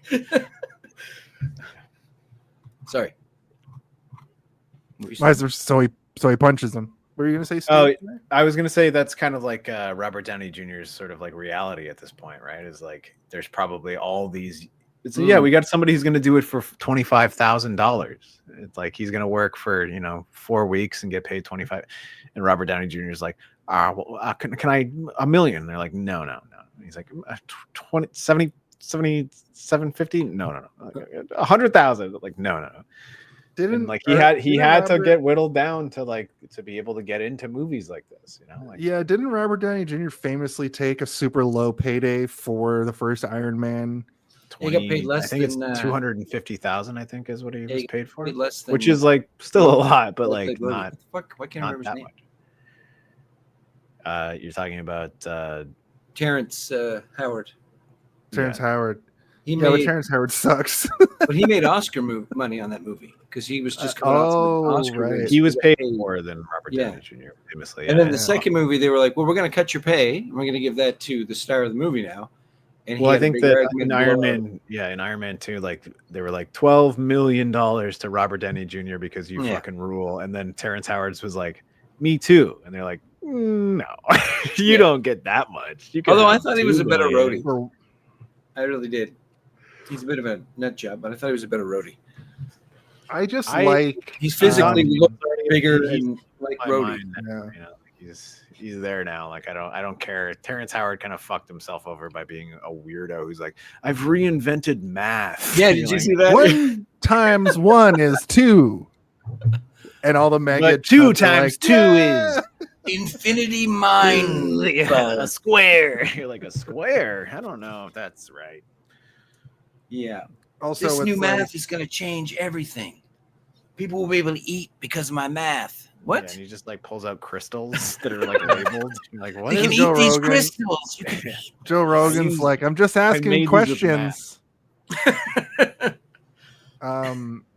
He Joe also Rogan basically- never asks questions. He fucking says dumb mumbles shit. baloney, and then people Just correct says dumb shit in an amazing. that's where that's where that whole math thing came about. And Joe Rogan. I don't think that it is. I think that's just the one that people know because. Well, that's when he talked about it revealed in his depth, big. but he was. That's, Yeah, that's where when he- Terrence Howard talked about, is what I'm saying. when he pulled out like his like that meme comes multi-page document and like at Yeah, the his beginning big of theory. Yeah. Neil deGrasse Tyson's notes being like, wow, I'm really happy that you're thinking about this, but take into consideration that everything that I say is a criticism of your work. And then it's like he's opening it and there's just like all these red bars of like Neil deGrasse. Well, It's like, they brought proving Terrence every- Howard back with Neil deGrasse Tyson after that first thing, and then Neil deGrasse Tyson is like, "Yeah, okay, you can say whatever you want, but you're wrong." together. None of They were this on makes together? any sense, and we're all stupider for listening to you. Wait, Okay. they were on together. Yeah. So Terrence Howard went on Joe Rogan. That's where Together the 1 times on 1. at the same time. Then later, he came to like refute his giant document of new math, and Can you just say yes or no? Were they on at the same time talking together with Joe Rogan? yes. Okay, I need to look this up. Mental note that. Also, Perry says, "Don't talk to Harmony anymore. I told her that you're not actually a private detective," and then tells Harry to go home. And then once at the airport, Harry sees a friend who I didn't know who this was. This somebody that he saw at a bar, or He met her at the bar that he first went to see Harmony. He walked in and she walks up and says, "Hi, what do you do?" Blah blah blah. And I think it's that was the same person because she's like, "I'm We're not on security." at the same time. You liar. You lied to me again. it's the one where he says to her, "I'm a detective." She goes, "Okay," and walks away. And he goes, "That it?" She goes, "Yep." And he goes, "Okay." And then he walks up to the bar. They were on at separate times responding to each other's things. So he just had them there at separate times. They were never in the same room at the same time. Anyway, Who are we talking about? Oh, Terrence Neil Howard deGrasse and Neil Tyson. deGrasse Okay. A second there, I was like, what are you looking up now? What information did I miss? But no, okay. I would have loved to have seen that because I would like to see how they would talk to each other because like I remember like them talking to What? I a thought that bald they were. monkey. I was interested I when thought I they first were- heard he had theories. I thought, is this guy actually a science? Is he actually a scientist? I Is he thought they like- were on together because of the way that his reaction was shot. I'm sorry, Steve. I legitimately thought. So Jason, this that- is another example of how editing can trick This is- you. And you need to make sure that you're aware of how editing can fool the mind. See, you thought they were in the same room. Yeah. Because- No, I didn't think they were in the same room. I thought that he was there via satellite and Oh, debunking. even better editing. Yeah, that's space editing. That's Elon. Have you ever seen two people in the same room at the same time when they're actually on the different sides of the planet? One person's over here, one's over here. Watch me do this flip, and you're like, Oh, you know what it Take was? on the It wasn't Neil deGrasse Tyson. It was a different guy that did this. well, that I wasn't debunks him. interested in that At the different same guy. time, Eric though, they were on together. Weinstein. Eric Weinstein is the guy that I was quoting, being like, "Yes, you can have all the theories you want, but what you're saying is factually incorrect." Yeah, it's Eric.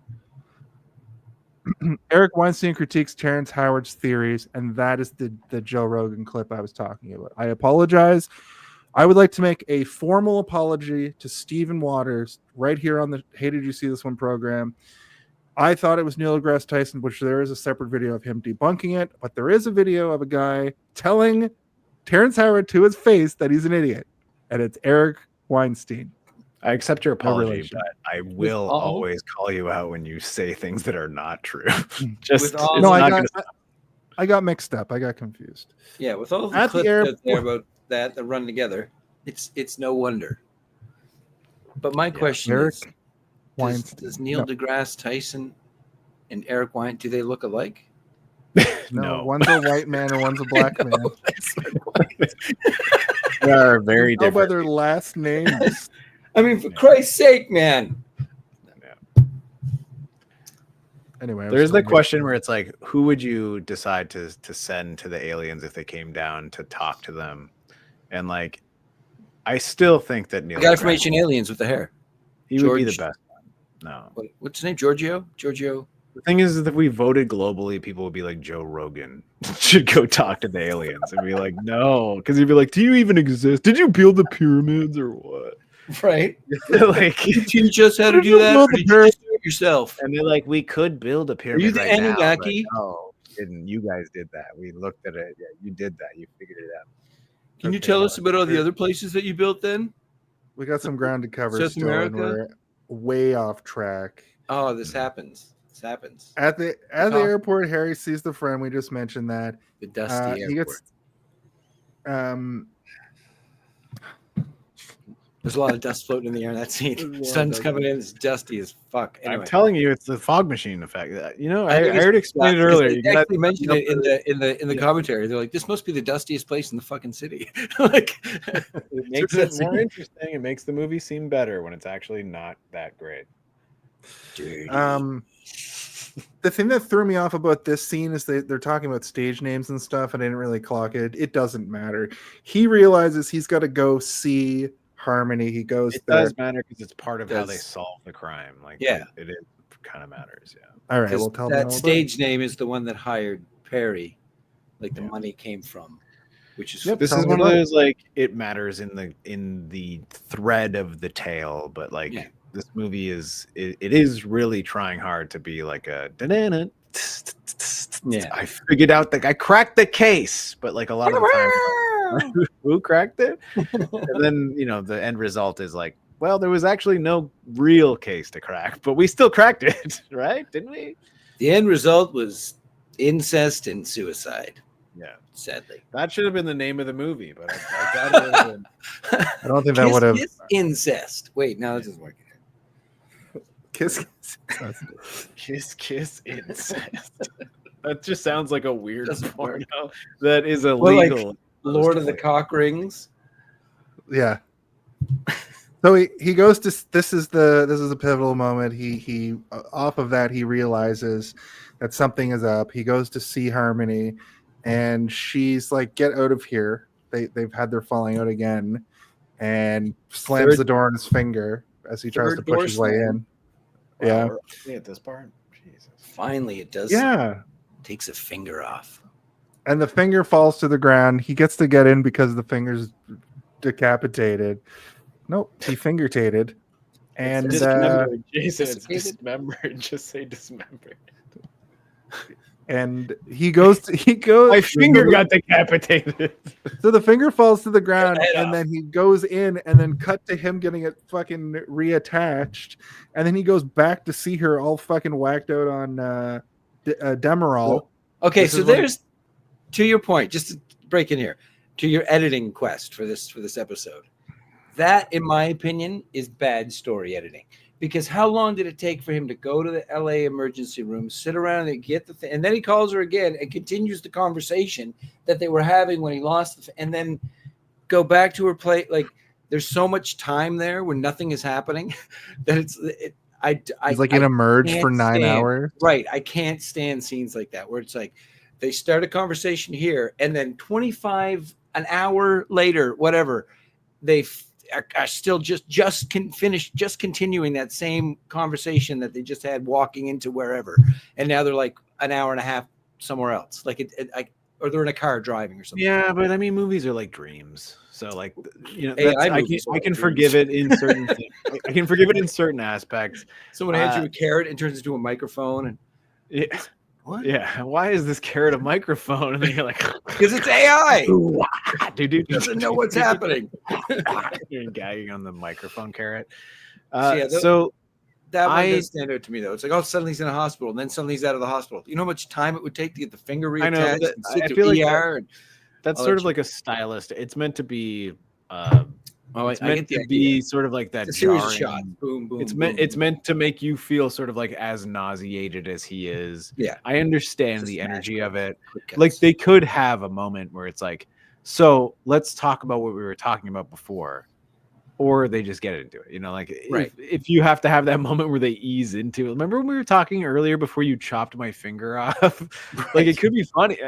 This is sort of like you could have a version of the movie where that is a thing, but like the energy of this movie doesn't really match up. I'm just saying from an editing standpoint, it's one of those edits that stands out to me personally. Like we've just changed 3 locations in the same conversation. You know what I mean? Without missing a beat. Well, that would take like 4 hours to traverse. Like, what? Yeah. It's just a personal, like, it just pulled me out of the story thing. You know what I mean? Like that. There's a chunk in the middle of this movie where the editing is extremely chaotic, but it's very clearly like a stylistic choice. And you're annoyed for that specific reason. I'm just annoyed at it in general because it's like it's quite annoying. Like it's just kind of like everywhere. I'm like, oh god. The movie's asking a lot of me. This is where the story gets muddy for me too, because it's like Harlan Dexter is at the center of all this, the antagonist, and also he's in this porno film called Lord of the Cock Ring. So they go to a porn party to get more information, and then he's there, and the sister. It is nice to use old footage. Thought it was some of his old like reels and stuff. I kind of like when they do that in movies. Because like we're so used to now where they just like digitally de-age people and stuff. Yeah. Like we forget that there was a time where like you could hire an old actor from like 20 years previous to the movie you're making, and they were on some random TV show, and you could get the footage and just like stick it in. Yeah, and that's exactly what they Michael do. Michael Caine in Goldmember, where they just use old footage from old movies. Yes, Jason. You are correct. And then they also use a trope in this that I was actually thinking about like a couple days ago about how they'll in movie reference that this is not a movie or a book, but this is literally a movie, and they do that in this, and it's literally a movie based on a book. I thought that was but they also reference that it's a movie several times. Yeah. For example, does he actually in the narration flashback? Does he say in the book version of this happens? Does he say that ever? I don't think he says in the book version of this. That's too Deadpool, right? Like if he like, in the book version of this story, this probably would have happened. Like that would be too much Deadpool stuff would be going on, right? There's one specific line though where with the old people where they cut to the flashback, and he's like, I actually wrote it down because it's one of those like, oh, we're in a movie about making movies again. Ma Pa Kettle, I got a good idea. Why not put these 2 people in front of the mammoth fucking lens? Can you move out of the way? Thanks. Yeah. That piece. And then they look do back a like the camera, just like someone just say, get the fuck out of the way. And they move, and then the camera pulls in. That's very like at the end of the movie when he's making a movie here. Yeah. That was like right at the beginning. Yeah. I think that was my first alarm bell where I was like, oh, okay. So this is going to be a self-aware movie. Got it. But there's no self-awareness outside of the narration. So I'm like, and then the only other self-awareness outside of the narration is him talking to a webcam at the end, which I guess he's selling the idea to a Hollywood executive, maybe to Warner Brothers, probably. Yeah, Warner Brothers maybe movie. It's just his video memoir. Diary. Yeah, who knows? Where he's now him and Val Kilmer in a happy gay relationship, and maybe he's one of the first streamers. He's like, and now I'm going to play Fortnite. It was the actual first episode of Hey, Did You See This One? 2006. And I'm going to What's be the using story of Robert this Downey movie? Jr.'s Iron Man skin. I'll be playing Morrowind Yeah. on my Xbox. So Harry at this party is accosted by two goons. Turns out they were the masked guys from the boat, the car going into the water, and they tear his finger off again. Mike, the Ike, and kerfluffle. Mustard. What? Yeah. Yeah. Also, don't you get if your finger gets cut off, they're putting that in a cast, right? Here's the They're thing: not- a finger too is like that's one of the worst pains. Breaking a finger or having a finger, Yeah. like it's like so Yeah, many nerves. I in mean, your we all finger. know. Yeah. Yes. I mean, I've talked about this on every time we talk about like gore and shit. Me and Jason. Literally Jason, last week. all gore freaks me out, and I'm like, only two types of gore: eyeball gore and fingernails / fingers, and Yeah, you break maybe your a finger. toe every once in a while. Yeah, But in this movie, it's a bit of bad acting. Like when they pick up the body and it's just like, Yeah, but they didn't. it weighs The nothing. only Just part that pick made it me up go, and throw it. the only part that made me go ooh was when they were sewing it back on, where I was like, ooh, Yeah, that's medical shit. That No, I'm probably with you on feels that. fucked. But like, Needles? I can deal with someone sewing up a leg or a gut or whatever. Like, it's all fine.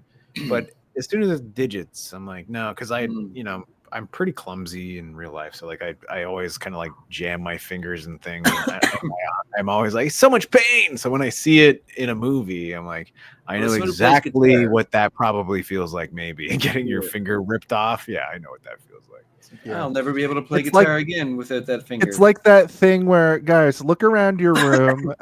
Jared, look at your Mjolnir, and then imagine what it would be like to lick it without licking it, and you know what it feels like on your tongue. You know that phenomenon? Yeah, I have that with finger pain. Getting your finger ripped off. He's doing it right now actively. I'm looking around in my room and being like, what could rip my finger off, and how painful would it be? What could decapitate my finger? Okay, I misspoke. Listen, you know what? Technically, I think it just means the top of. So I Yeah, think you're just right. taking it You off. could say decapitate a finger, I guess, technically.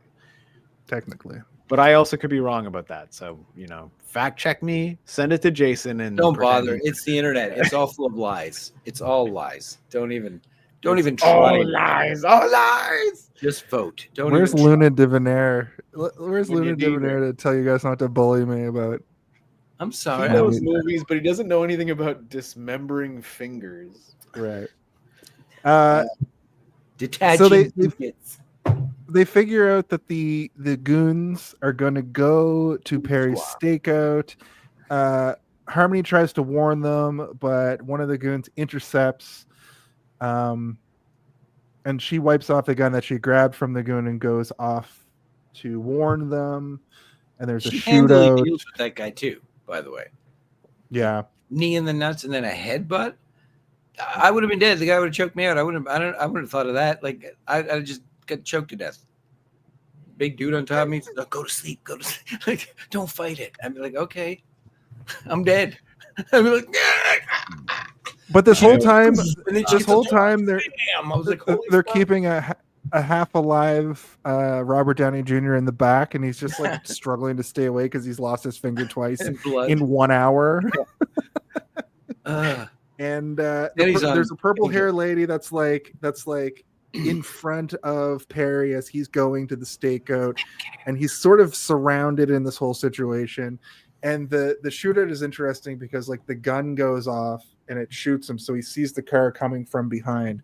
But then Robert Downey Jr. gets taken to like this house where Taken two. The purp- That's when Neeson comes into this script. Yeah. Yep. It's scripted, folks. He's like, I've got 2 sets of skills. and then he goes inside and like he's skulking around and he gets underneath a duvet, and the He's goon underneath comes in. Yeah, the goon comes in with the purple haired lady. He's like, you won't have to worry about this anymore, and shoots her. She falls to the ground. They're eye to eye as she dies, and he like closes her mouth. Because she You know, tries no, to he- say, like, there's who are you? And so he reaches, it's like, shh, because he I doesn't mean, want her to If but Yeah. draw If I was attention. if I was underneath the bed, I would have done absolutely. I would have, because like if someone's dying, I assume a killer like kills people all the time, people probably start rambling crazy shit when they die, right? Yeah. But like, I guess if you shot someone and they fell next to a bed and they're like, "There's somebody underneath here," because she like you'd probably be like, "I should check." Right? Yeah. She's like, I think this whole sequence I would have done pretty much the same thing. Because when he gets up, yeah, he's upset. Goon's facing the other way. The gun's on the duvet, or I keep wanting to say futon, not duvet. He like grabs it, and then he ends up putting like 4 bullets into the guy. Slowly, and then he wipes. Because he's like, there's a really visceral moment here in a second, but he wipes the gun off and he puts it in Purple Hair's hands. Then he calls Perry, and Perry's like, "You got to get out of there. Where are you? What are you doing?" And he's like, "I just shot a guy for the first time." Like, I like his that reaction. acting choice in that moment was so fucking good. To what Steve was saying earlier, like Robert Downey Jr., like he had a lot of problems with the law. But his return to acting in this film, like his return to like kind of the mainstream in this film, you got to see a lot of his acting chops really come out. And then of course we get a really good comedy bit where he like puts his finger on ice, and then the dog takes it, and then he's like, but that's when he gets the call. I'll just get my finger back. Yeah, I can't leave. Sort of why can't you leave? Dog's backwards and forward. Oh, the dog's got he's like, "Well, get your finger." And then he like they put in they foleyed in a swallowing sound, like. Like, never mind. No, that dog was also like a Robert Downey Jr. level dog actor. The way it slowly walks over when he breaks down and just like bows its head and puts it on his shoulder. Yeah, it was great. It was a great. Yeah, they call him Robert Doggy Jr. in Hollywood. That dog actor. Yeah, I shot a guy. I never did that before. He won an Oscar Mayer Wiener. I also did like the back and forth there, where it's like, "Oh, you're a tough guy, huh? You think you're gonna shoot me, huh? You're really gonna shoot me?" And then he's like, "Oh fuck, you actually shot me!" Like, and you can see in his face, he's like, "I did not expect you. You actually shot me." It's crazy. So it gets a little. It's still getting kind of intertwined and weird. Perry's basically, we can't dial any deeper, which is sort of Perry's character in this movie is always like, we can't go any deeper into this, guys. We have to stop it here. We've gone too far. Because this is supposed to be a mock stakeout in the first place. And now I'm embroiled in this like this full-on case. And I'm in the case. I can't get out of the case. And basically Harmony's like, "Well, you know, I hired you for this, but you can just have the money," or he's like, "You can have the money back. I need to get out of this completely." And then it's like, "Why did you lie to me?" to Harry from Harmony. And she's like, "You think I'm amazing. You think that I'm the greatest thing ever. You've built me up in your mind." And he's kind of like, he tells her the truth about the whole thing. You know, he's a thief and he steals stuff. And then they kind of have a moment where he just like convinces her to stay. They're going to continue to keep figuring this out. And they go get wasted. Yeah. And then they drinking. It worked out so well the past 3-4 days. And they do the bed trope where it's like, well, one of us takes the bed and one of us takes the couch. And she's like, "I'm not. Well, you can come sleep in the bed, but nothing's going to happen." And he's like, "I'll take my chances."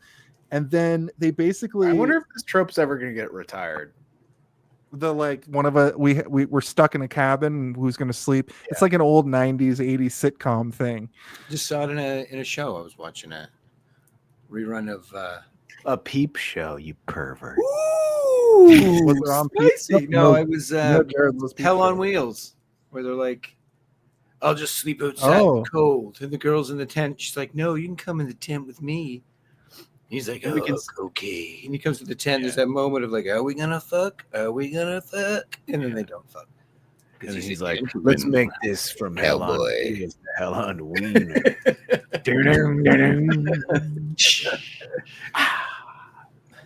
But through their shared memory of history, after he confesses that he's not a thief, she confesses that she slept with his best friend back in like high school, and Door slam. We got another door slam. This is where like door her finger got cut off too, right? Right. This is when the hurt tip yeah. should have gone. Yeah. But the door, it's like one of those hotel doors that like closes slowly, but also he's like, move your hand out of the way, which I thought was kind of funny. Yeah. Chuck Chutney. I bet you that he will never not ask somebody to move their hand out of the way before he slams a door for the rest of his life, which is kind of like a good thought. It's like when you stub your toe and you're aware of your toe and of stubbing your toe for like at least not forever. No, I think it would be more like if you stub your toe and you're aware of everybody else's toes. Right. Well, yeah, same idea. But like he would be so hyper aware of having lost his finger in a door that as soon as he was about to close the door, he would always do a quick. No fingers in here, right? Yeah, no fingers in there. It's like I stubbed my toe, and for like the next few hours, you're hyper aware that you have pinky toes and that they hit things, and you're always like pulling your leg in extra close when you go around stuff. You just said pinky toe, and now I'm like aware of my pinky toes. You need to stop this. We need to stop this. What are those? So what was interesting about this next bit is like he calls her. He goes outside. Or she goes outside. He calls her immediately to be like, was the girl who got kidnapped, did she get raped? And no, she called him back. She called him in that scene. Yeah, because she pulls out her own underwear, right? I still, to this day, don't know what the sexual assault element has to do with this moment. I think that was more a clue that they were holding the daughter somewhere in that mental facility. Oh. Right. But then they moved her elsewhere, right? And took her out. Okay. And that's why she had underwear on, because in the mental facility, they don't have underwear on. That's why they go to the elderly lady and they're like, can I see underneath your skirt? She lifts it up and she's like, then she has a Kurt Cobain. Kurt Cobain took my crickets or whatever. Crazy lady. I think that was to connect that place that Harland owned, because that was his like wellness center or whatever, right? That's where they were hiding the daughter for a while, and then when she got out of there, they had to grab her up, and she had put underwear on at this point, so then she was out. Okay. Yeah. Okay, I see what you're saying. So that's for me, why this is the point where I was like, oh, Shane Black has no shame. He's like, he'll make fun of anyone. Yeah. Because when they go, so it says day 4. This is another part where they put day on the screen. They go to the mental hospital, and I think that you're meant to think this person is like part of the faculty. And then when she's sitting in a way that you would think so, right? She's wearing what looks like scrubs, and she's decorating like a little tree on the counter. Yeah, because it is Christmas. This is a Christmas movie. Yeah, and then she drops Iron Man 3. Yeah, also a Christmas movie. All of his movies. So Lethal Weapon. Lethal Weapon. He loves his Christmas. I will say this was the most subtle Christmas movie. It opened up with a little Christmas song when he's robbing the store. Right? Yeah. He's dressed like a literal elf. Both of the parties they go to are Christmas parties. It's a Christmas. No. Like all of Shane Black's movies are Christmas movies. That's not in question. But this is the least Christmas movie. Actually, Predator was a Halloween movie, wasn't it? Is it right on Halloween? I think it was. Changing up the theme. He's like, what if I going to a different holiday? Next, I'm doing Thanksgiving, folks. Turkeys everywhere. Fucking blowing up turkeys. There's going to be, he pulls a gun out of a turkey. It's going to be amazing. I have to step away for 15 seconds. Can you guys talk about the scene out back with the orderly? Yeah. I can talk about that for 15 seconds. Because I think that was a good scene. It's got the, where they're walking toward the door, and he says, pros are like about 5 feet of space between you, so you can't take the gun away. And he turns around and takes the gun. That was kind of cool. Yeah. And then smacking him in the face. See how that feels? Like getting him back to smack the cold cocking with the gun. But then I think the actual surprise was the Russian roulette, which is funny because I just sent Jason a poster for a movie, and it was just basically suicide. It has nothing to do with roulette. It was a poster for suicide? I'll tell you what it was. It's a poster for a movie here called, let me find it, Russian Roulette, right? Mm-hmm. George Segal in Russian Roulette. Here it is. George Segal hangs tough and plays the game with all the chambers loaded. That's just suicide. Yeah, that's just suicide. I don't think that you can win. Oh, yeah, I remember that. That's not how you play Russian roulette. I mean, I guess unless the game is you die. Right. Then you Unless the win. game is I'm going to blow my head off. Yeah. No, that's not Russian roulette. That's I mean, if the movie's called Suicide, then that makes sense. No, the movie's called Russian Roulette. George Segal. But the whole chamber has bullets in Russian it. roulette. Wait, but is with Ru- all is- the chambers loaded. Is Russian Seagal related to Steven Seagal? George Segal. No, In his name's Russian Seagal from now on. Russian roulette. Okay. You He's guys like, kinda lost hello, the my plot name is there. Russian By the look of this Seagal." movie, he might be his dad. He's a Oh, little his old. dad. Look it Oh up. my God. George Segal hangs tough and Seagal. plays the I game. mean, you might think that of just because Steven chambers Seagal has loaded. been dyeing the fuck out of his hair for like 5 decades. I'm the greatest chef ever Oh on no, this this poster's from train. the days of the 70s. Is your impression of Steven Seagal just squinting? And also talking like this. And also I'm a chef on a train. Remember that They movie? call me train chef or whatever. We're under siege. Was it Under Siege? Yeah. Probably. Steven Seagal is the biggest embarrassment to the name Steven since. He's just an embarrassment to Oh, humanity at this point. I thought we could come up with a funny other thing. There's not a lot of embarrassing Stevens. I can't think of one off the top of my head. Besides Steven Seagal, I'd suppose. What about Even Steven, the TV show? Since That's Steve Shia Winwood. LaBeouf. Wait a minute. I guess he was. Steve Winwood rules. Since Steve Urkel. Oh, did I do that? Whoopsie. I like Steve Urkel better than Steve Seagal. Yeah, I think everybody does. yeah. I think even Steve Seagal likes Steve Urkel better. That than actor him. was actually pretty good in that Star Wars show. I agree. He was pretty good in there. Did you like that? I liked it a lot. I thought it was fantastic. I Which think it one? was Skeleton better than Crew? most- He's on Goonies in Skeleton Crew? space. Yeah, Skeleton Yeah, Crew. I think it was better Amazing. than most Star Wars things that have been made Yeah, since it was like really good. since like episode 1. Like in my opinion, I'm like, this is maybe the best Star Wars thing I've seen since. Because I it haven't seen made the you last feel like a couple kid shows. again watching it. Because there were all these kids doing the thing. And It was yeah, fucking it's great. good. Yeah. You know that Harmony Welch's calls- grape juice commercial where they're like, Shit. "Hey, was it good?" And the kid's like, Yeah, it's good. and they're like, "How good was it?" And he's like, Fucking good. Fucking real good. "You remember that? Like that." Holy shit! It's good. Yeah, No, I don't know what you're talking about. Hmm. I don't that's how remember I feel a about commercial Skeleton Crew. where they said it's fucking good. It's Welch's grape juice. It's fucking It's good. fucking good. In another It's the timeline. 90s. In another We can timeline. say whatever we want. Yeah. It's a British commercial for Welch's. If we didn't have, in Canada, I guess it'd be CRTC with Yeah. FCC. It's And good. yeah. It's fucking good. Harmony calls. They hide the body in the grass. Dexter, whatever his face, shows up. There's more goons. And then they do the Harmony on the phone, pretends to be a carpet salesman. And they're like, oh, this is some carpet salesman. Another quick think by her. She's good on her feet. They're captured now, and they're going to get their balls electrocuted. Well, one of them is. And Wait, they you telling me escape- there's a ball electrocution scene in a on Black Yeah, script? right? Hold on. Someone's getting There's a tortured. ball. What? God. I never thought I'd see the day. But it's a really fun scene because the more so Perry is trying to activate homophobia on this goon, and he keeps turning up the Activate electricity. homophobia. He's like, "Yeah, you're gay for me. You want what's down here, don't you?" And he keeps turning. He's Have like, you "I ever don't want seen it." a thick dick that you couldn't resist? Look at me. Shut Look up, at my man. pants. You Shut don't remember up, what's man. down here. You're He's making just me turning think up the I might electrocution be on. on a spectrum of gayness. Shut up, man. You can see the confliction in that guy's eyes though, where he's like, I do want to see if this guy's got a hammer or not. Like, does Right, he have a he was good wondering. dick or what? Is he swinging down there? Do I really want to know? And then he gets Well, shot. Because he Yeah, was he's got a moving in tiny little closer. pistol. Yeah.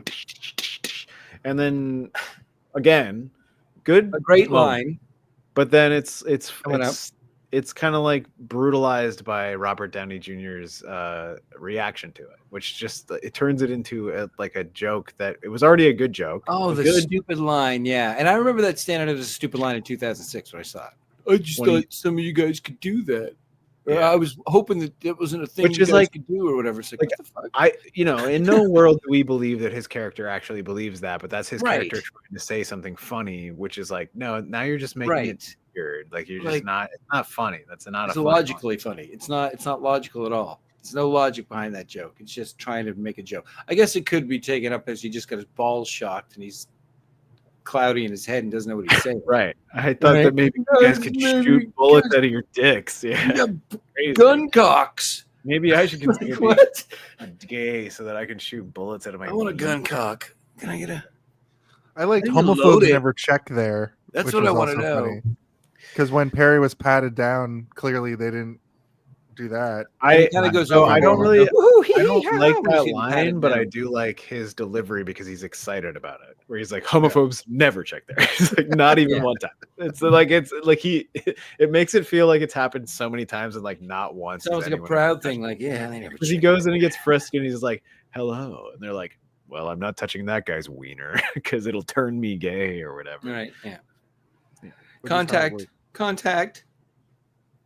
If you get touched by a gay man, you become Now I gay, wanna suck a dick. according to the 1990s television handbook. Harmy shows up and knocks the coffin out of the van. That whole sequence, good shot of the van crashing and the coffin flying out. Perry and the other goon, like there's this is also a scene that was interesting. So it's kind of like Perry shoots and the goon shoots both of them. Was Yeah, that they both get shot by one bullet? Yeah. Yeah, he jumps in the way. Actually, takes the bullet, which is unexpected. I thought he didn't like Harry, but he jumps in and saves him. He gets shot in the lung, and He likes Harry. Harry definitely- gets. Oh, in it's just chest. oh. I think that he's So liked when- Harry since just minute one of meeting right, Harry. but he's Like, been I like trying him. to deny it. He's been trying to deny that he likes him. He doesn't want to like this guy. He doesn't want to like him. He also likes breadcrumbs, like detective This work little for him. stupid and stuff. It's like, asshole. Even at the end, he's insulting him. You know, of course, yeah, but that's it's just that's I their mean, dynamic. that is what is called a good friendship, man. I don't know if you've You're ever a had punching one bag. in your life, you sick, twisted fuck. I'm just kidding. Judging by your shields in the background, you only have one friend, Bucky Barnes. Saved his life. He saved you my haven't life. seen him in fucking 50 years or whatever.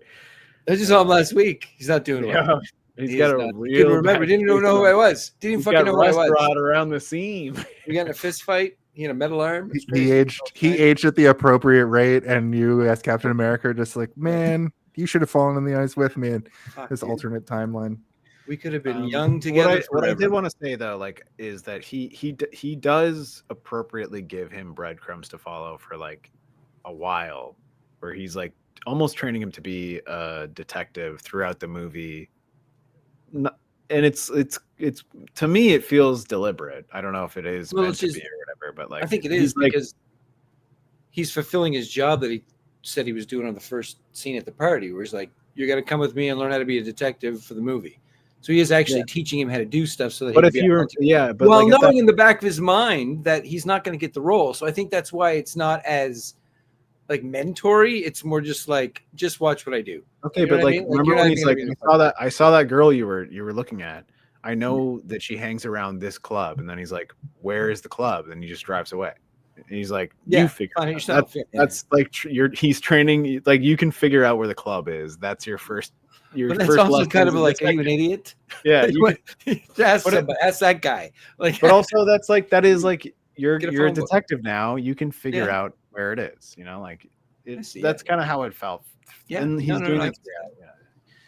Anyway, I kind don't of giving know. him your first lesson. Yeah, exactly. So Dexter comes up, almost hits him. He flies over the railing. He We're grabs gonna the call hand him of the Dexter corpse. the molester for the rest of the Yeah. or the molester. Sorry, Dexter the molester.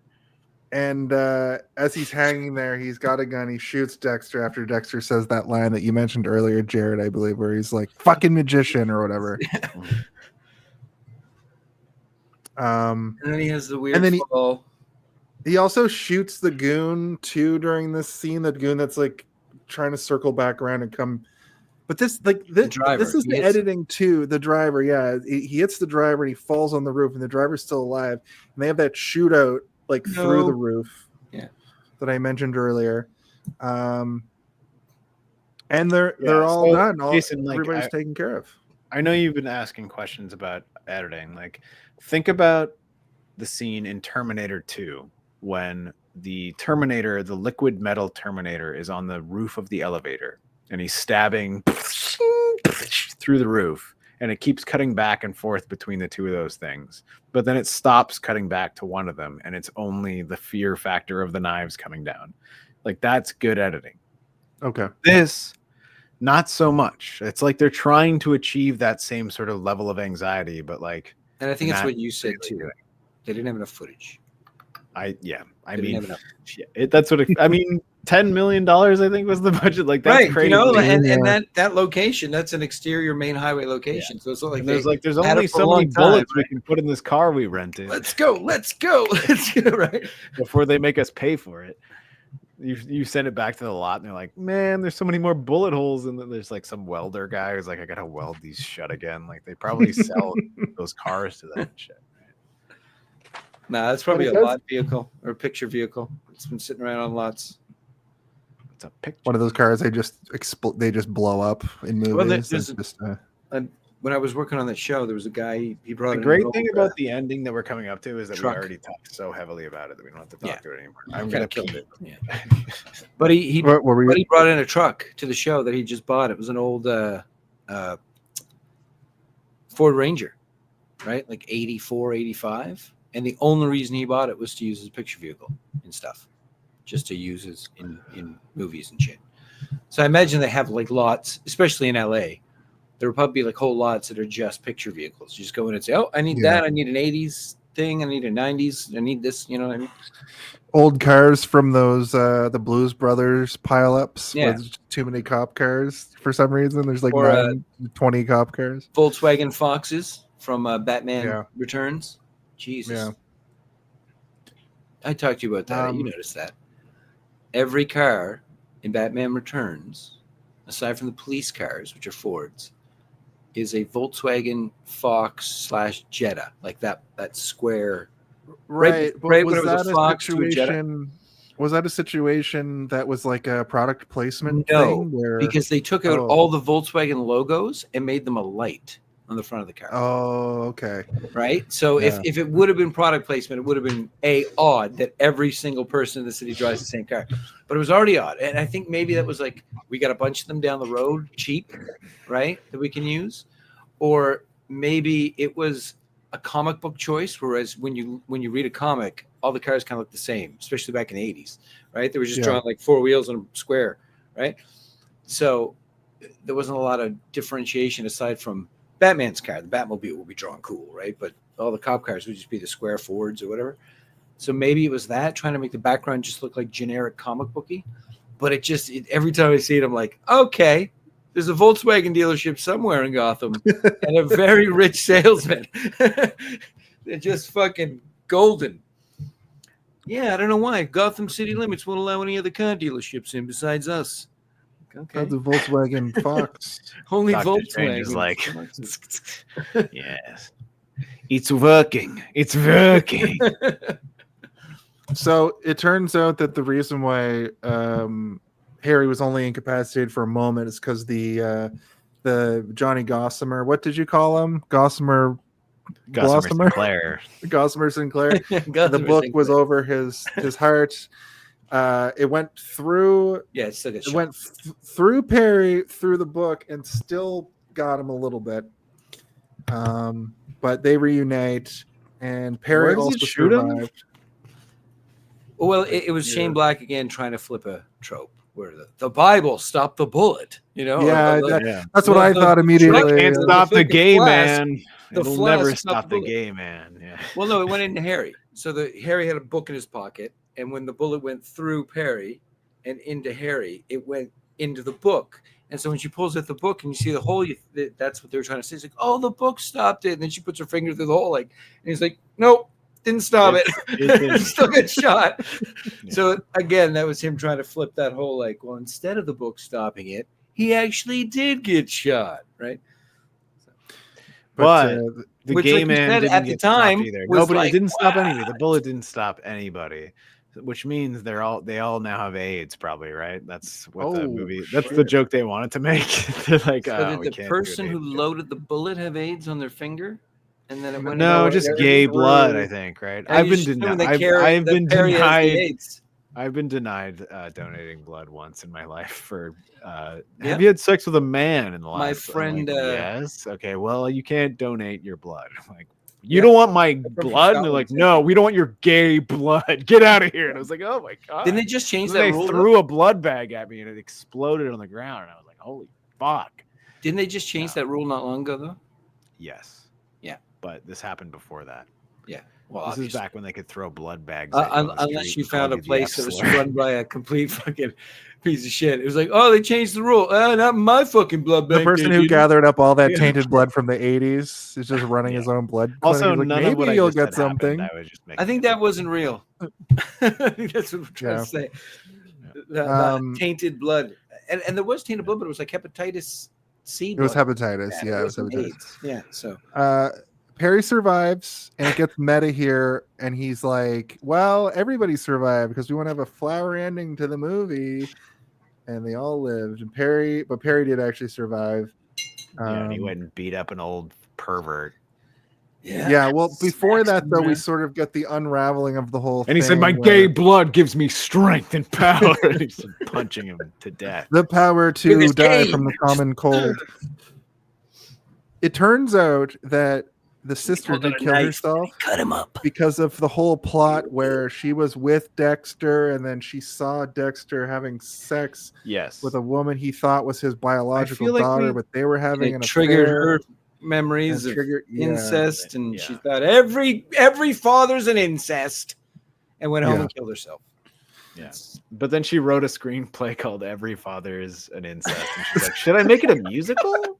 Yeah. Should have They want a Tony. Ding, Maybe it's a ding, ding, series. incest. Maybe it's a series. Maybe it's not. It wa- Yeah, it's a serialized 10-part movie series, mini and that's series. how the MCU was invented. Please, without my father. Please. That's how the ICU is invented. The incest connected universe. Ding, ding, ding, deedle, dee, ding. Come on, everybody. You know what? This is the way I look at that, though. There's only so many stories you can tell. There's like 10 stories you can tell in that vein. So incest is going to get touched I could on tell once like in a while. 5 stories right now. We got gay blood, which is like a blood monster that's made like a mountain of gay blood. That's man versus environment.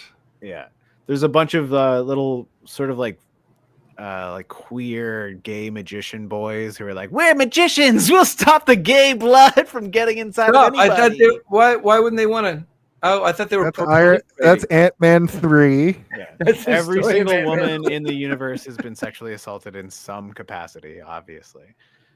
So they make like a league of like, we're going to stop this. But in their creating that league, they somehow perpetuate it and make it worse. That's how- Avengers Age of Ultron. That's a sad story. Yeah, that's So they Age go of, back in. Age of Voltron, Age of Vulva, Age of Voltra, Voltra. Yeah, it's like AIDS of Ultron. AIDS of Ultron. AIDS of Ultron. Yeah, that's where it like infects Ultra the whole AIDS, multiverse. super It's just ultra spread AIDS. everywhere, and they're That's like, we what it's can't called. stop it. And Doctor Strange is like, I've gone through every single multiverse. We must stop. The only one that I can find it in is 4. Actually, Ultra AIDS. AIDS. Scissoring. You know, It's what in the I'm talking Ultra about? universe. We gotta scissor these universes, kids. And it's just season 3 of Oz. Quick, I'm sorry. hand me the magic butt plug. What? Okay, look, we're so And close. it's Scooby Doo for some reason. Like, here you go, Doctor Strange. They're like, oh, Scooby, how the hell did you do it? What? This is if they fire Kevin Feige scamp. and they just get Shane Black to do the MCU. But it's actually gonna be Shane Black just fucking the MCU with his actual wiener. Like, he just puts all the films in a pile and does it. And he's like, "This is what I've come up with." It's an art film. I'm Avengers allowed to say the R Doomsday. word again, everyone. I figured it out. I went to every multiverse, and apparently ours is the only one we're not allowed to say it anymore. Okay. So they All go to right. Indiana. We already talked about all this. Perry slaps around the old man who was Harmony's real dad. And we discussed that. And then Harry works for Perry at the end. And we get that fun scene where we realize that he was a Twitch streamer all along. All along, he was the first streamer. He's the proto streamer. And that You is write the that joke or film. did ChatGPT write that joke for you, Jason? What? No, I just said that off the top of my head right now. Jason has one of those neuro links, I think. Uh-oh. Do you think Elon Musk has a Neuralink installed and the ketamine is no? He has a neuro dink, and it's his I whole do. penis I do. just made of my robot job to parts. He's like, make sure AI is not a total asshole. I think my penis is better now. It's much better than it was. He's got a little chip in his brain that he's testing out to the fucking monkeys. We're like, yeah, it works. You don't have to put it in your brain. So I can tell you that I have had sex with at least 4 monkeys that I know of, but pretty good. Only made a child with one. Which one? I haven't revealed them to the public yet. It's called XX. It's like a double X. It stays on the moon. Yeah. It's not allowed on Earth. There's a quarantine. The first baby born on the moon. Moon baby. Moon baby. You guys know all about So that's the film. That he's named after the character in the book.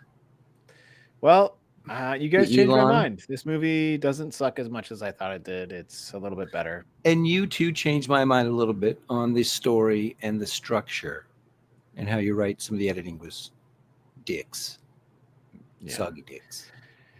It's just it has the same issue that Predator has for me, which is like Shane Black trying to get too funky. Well, with hold on, guys.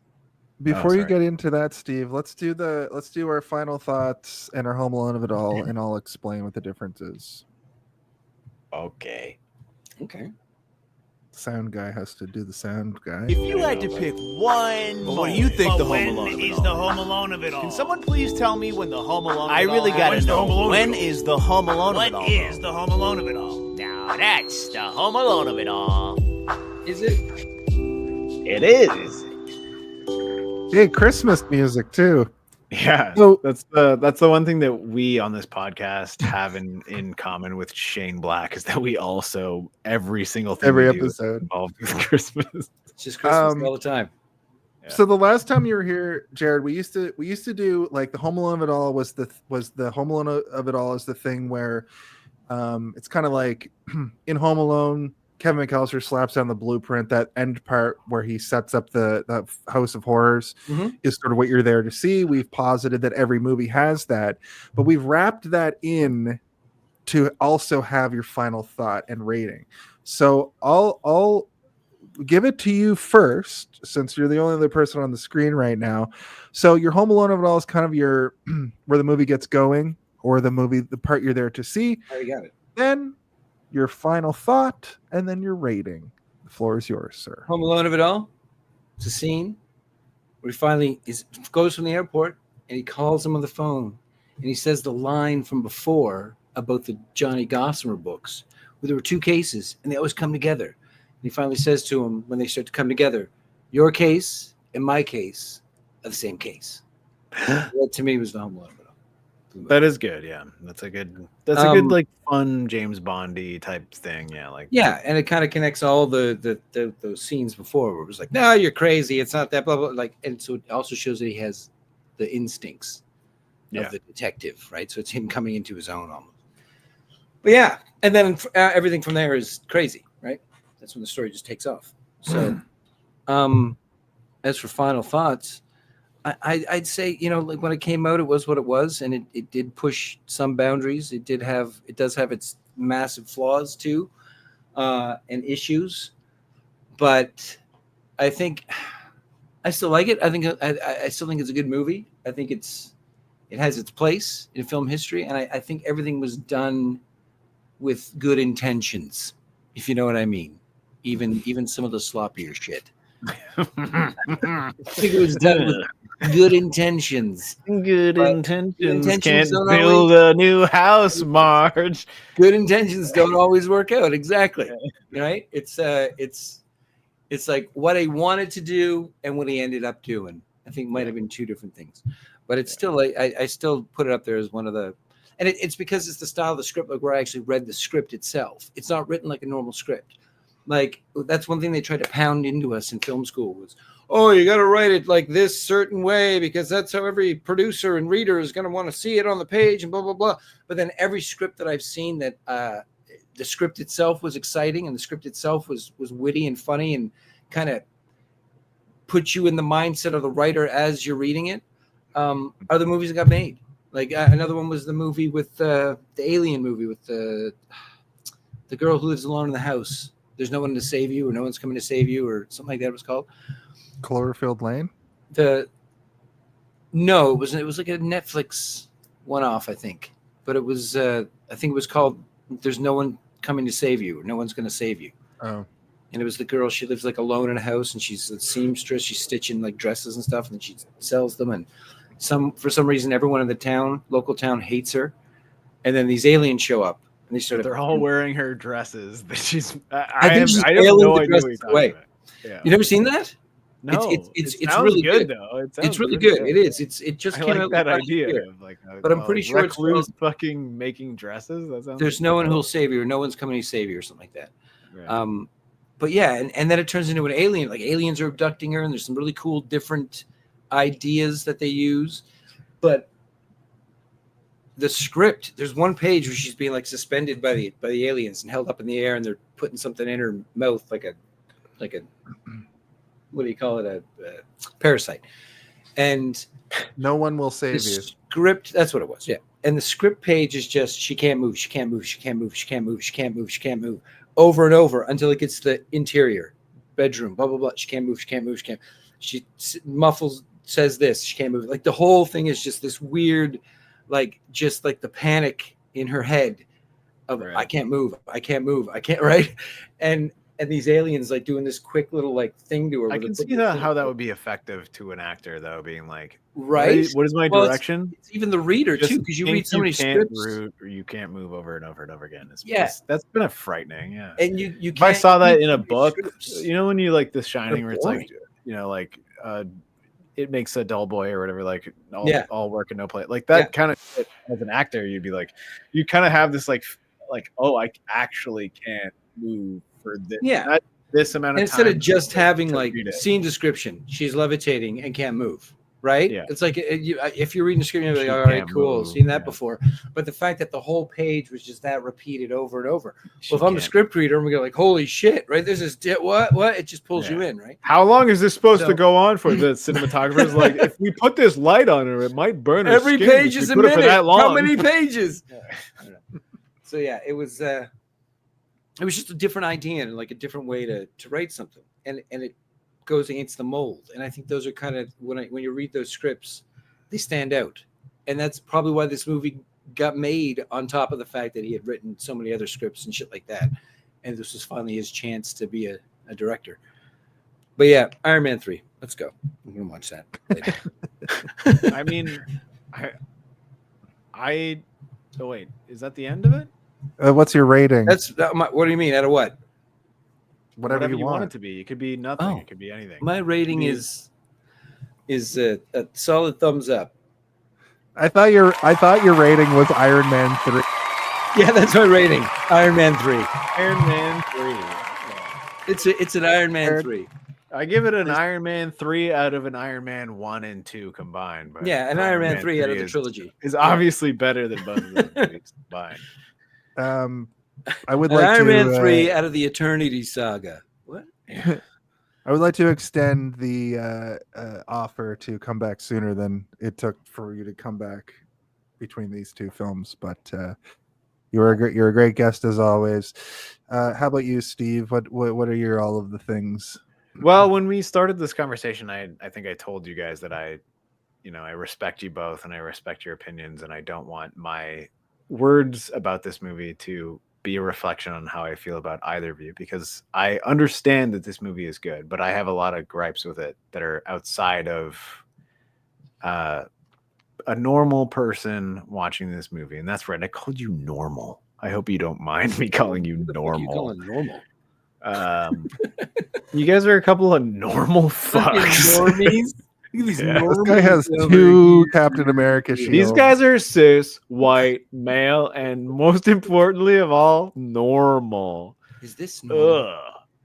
Is this normal? But talking to you guys about it, I sort of understood a little bit more why you like it, which makes me like it a little bit more, because like I had very specific reasons why I didn't like it, and I haven't seen this movie since I saw it in theaters, like when I was a child, literally.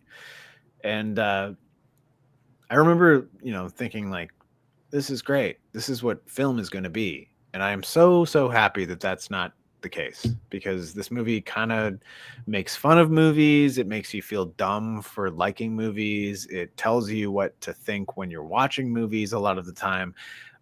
It slides into that perspective of being like, oh, I bet you're going to think this, but you never thought this. And, like, fine. But like, that's just the movie giving you a middle finger, while you're also kind of being like, yeah, I already knew that. So how about I give a middle finger back to you? Like The Last Jedi movie. Yeah, we don't need to talk about Star Wars right now. I can get into Star Wars at any point, but right now we're talking about Kiss Kiss Bang Bang. Bang. I'd rather watch Chitty Chitty Bang Bang, because at least that movie makes me feel nice about my childhood. This movie kind of makes me realize that a lot of my childhood was flawed, which I kind of appreciate a little bit, because I saw this movie with people that hurt me when I was a kid. And watching this now, it kind of like, it makes me remind myself, that younger version of myself, that like, it's okay. They're gonna get better. But at the time, it wasn't really that great. Like, it was kind of shitty. Like having people who thought that, these characters were idealistic and the gay character was funny, whereas in reality, the idealistic character in this movie should be the gay character. But it's written so that the gay character is a joke, and the idealistic character is the fucking idiot who doesn't understand anything until the very end, where it's like, we can all watch it now and be like, oh no, this guy's probably going to be the real hero. And I can appreciate that slap at the end because of that. But at the same time, we've talked about it over and over before. It really doesn't need to be there. It really doesn't need anything to do with like the thread of like the horror of the story. It just really doesn't make sense. But watching it with my partner, we were both kind of like, what is this? Like, who is this for? And then Danny said, like, when did you watch this for the first time? I was like, I don't know, when I was like 15, 14. And Danny was like, yeah, me too. And I thought it was the greatest thing I ever saw. And I was like, me too. And they were like, I think that we've outgrown this fucking movie. And I'm like, yes, we have. That's what it is. Shane Black has always been a movie writer for 14 to 15-year-olds. And, that's fine. That's completely fine. This movie is made for a teenager who's crossing over into like, I'm watching these movies that are meant for kids into like, I'm watching movies that are meant for adults. And then there are movies that are meant for adults. This is the bridge. That's what he does. And he's a very good bridge director. And I applaud every piece of writing and work that he's done to show kids Disney to Predator. Like he knows how to do that very well. But I don't think that he knows how to do anything like well beyond that. And I mean, his filmography and writing kind of, I think, proved my point for me if you just look at it. But I didn't hate the movie. I just kind of was annoyed that I used to like it a lot, which was like, why did I like this? That's kind of how. Sorry, why did I like this?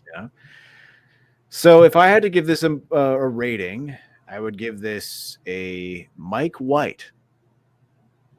As in, go watch anything by Mike White and just forget about Shane Black for a bit, and then come back and watch some Shane Black when you're done.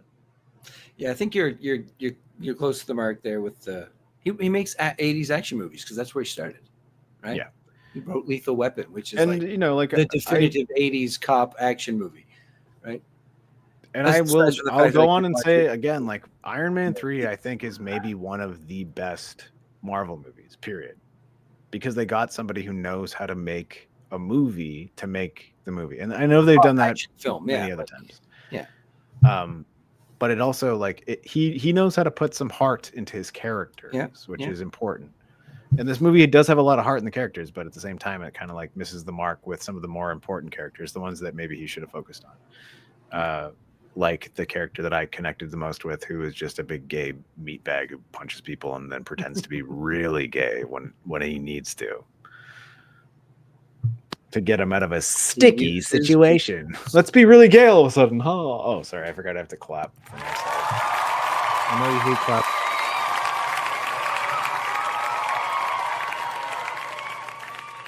No, that's a good way to look at it. I like this film a lot. I think the major draw here is the friendship between Perry and Harry.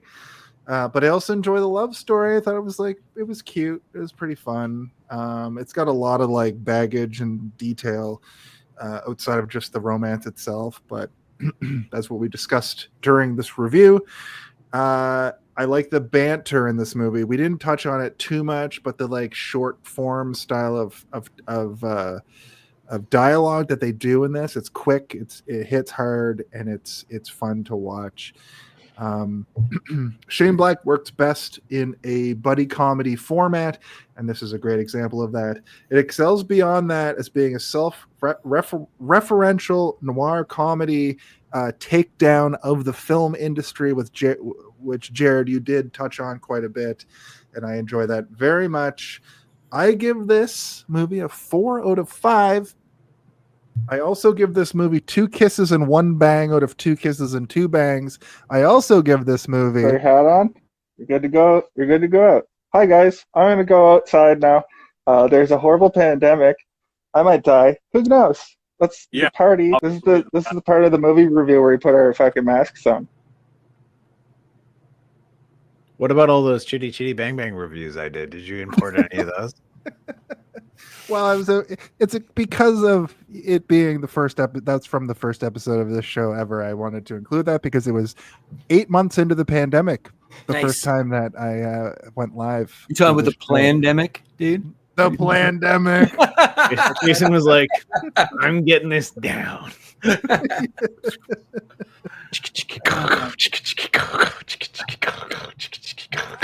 Yeah, it's really good.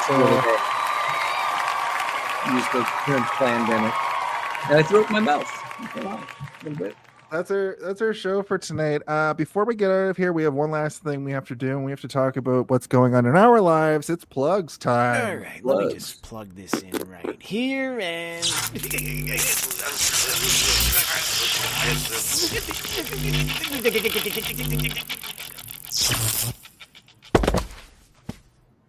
He's dead.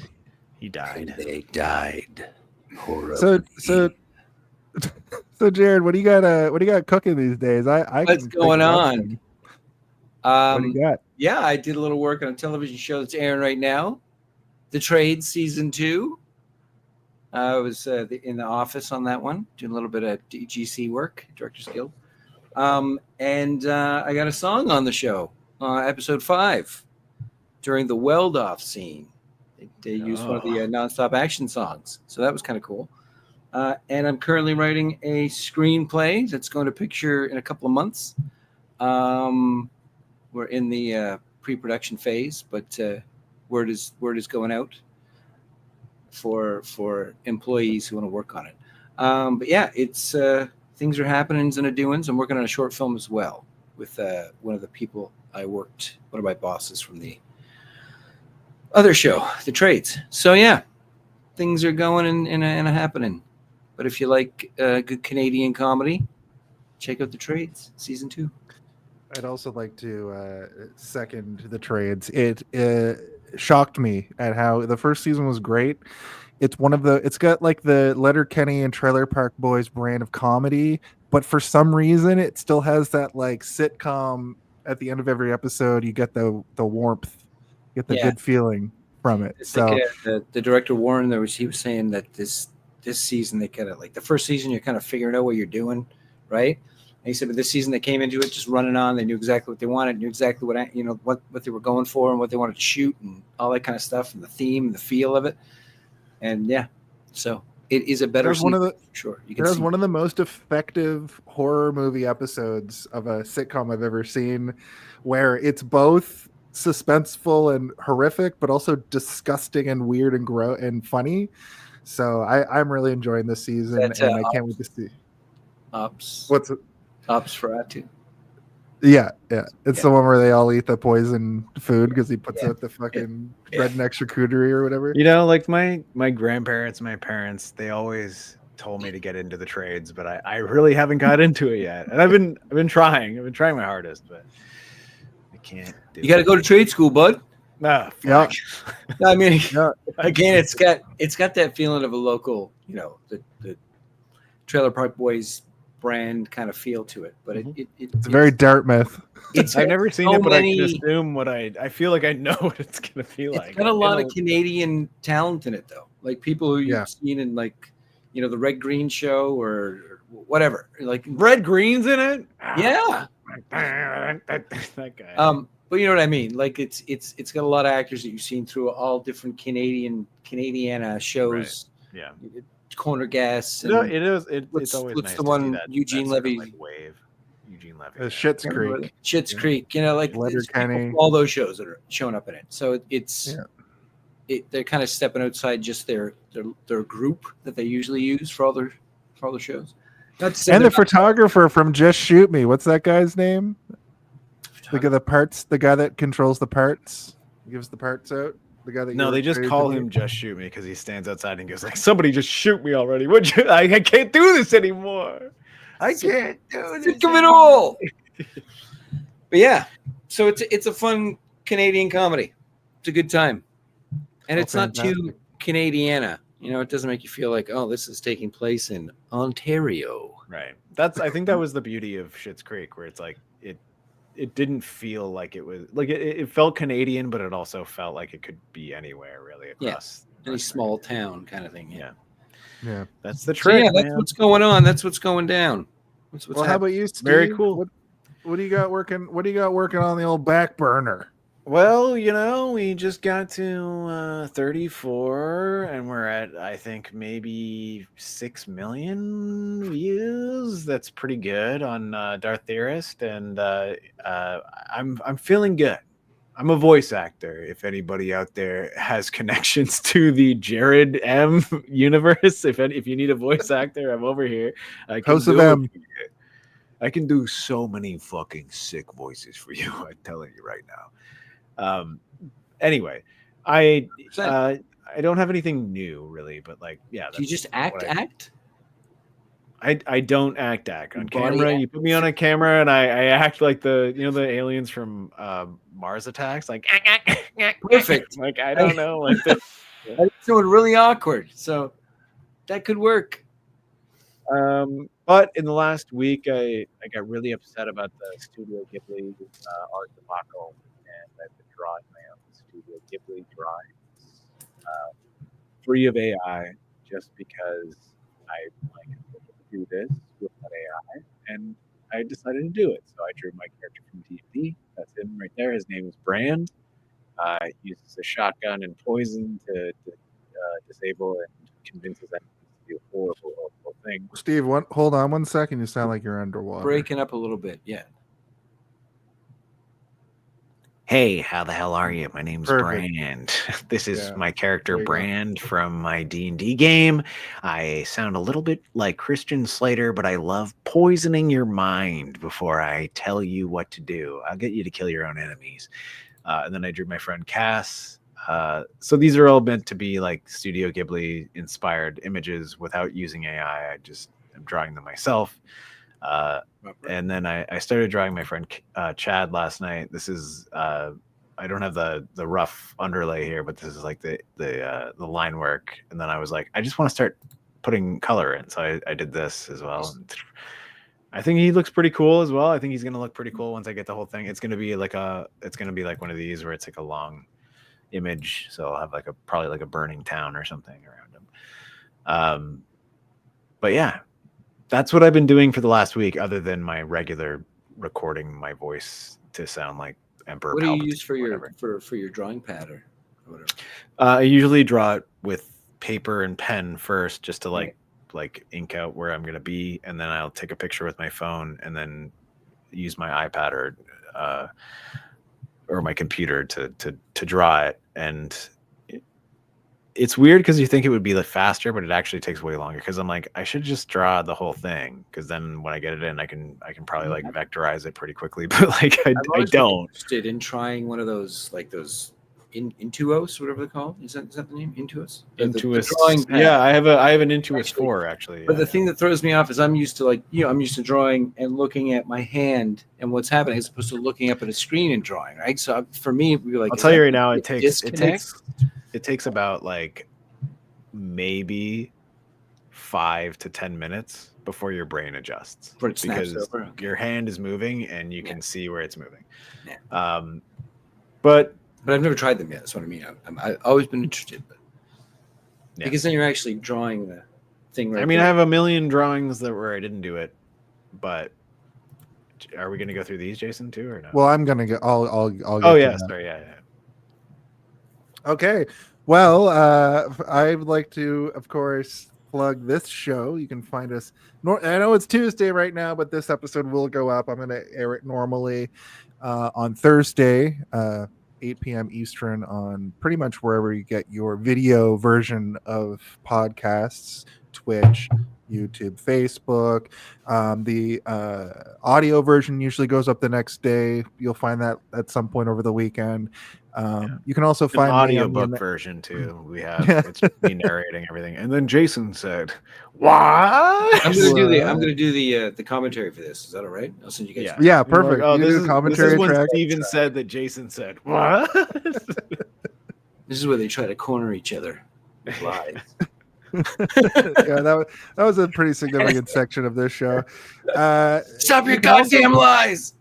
On April 25th, the day before my birthday, April 26th, you can find me here. I am the announcer for Super Kicked Professional Wrestling here in Toronto. That's going to be a big show. I'm having a party at my house on the 26th. That's not the plug. I might just turn Twitch on live and people can come and give me birthday messages if they'd like to. I don't really care or know if they're going to do that. I'd also like to, Steve was about to show, we have a lot of images you can get put on a t-shirt. Steven has drawn all of these. One of Steven Drewson.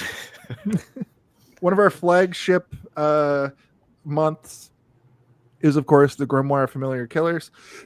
We just finished off Chucky.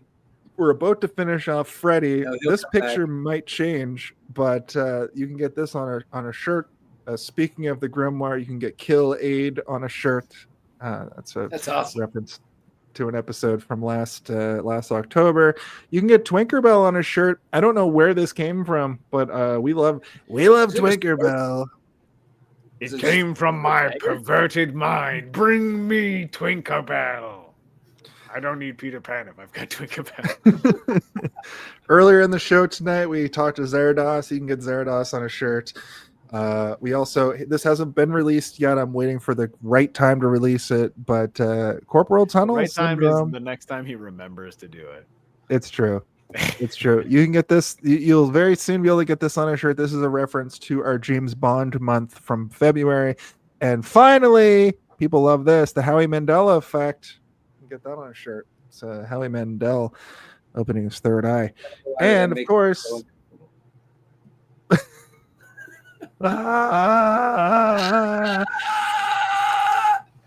and because Jared, you haven't been here in a while, get teabagged by Zed from Zardoz. Oh, that's what I'm wearing under my clothes. I told you. Mine's sexier. It's leather. Yeah, I believe it. And I kind of know how Ben Affleck, or not Ben Affleck, sorry,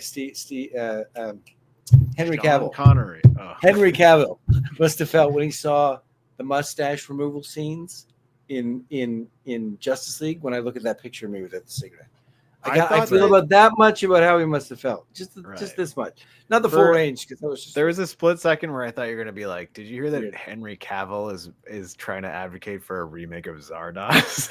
Like, imagine Henry Cavill being down. Everybody, we should all get on that. It would be amazing. Oh, and God. Well, here's the thing. I want to ask you guys if you know what's supposed to happen now, because I do. And there's one question that needs to be asked each and every week. And Jared, I would like you to ask that question. So if you could you please ask that question now?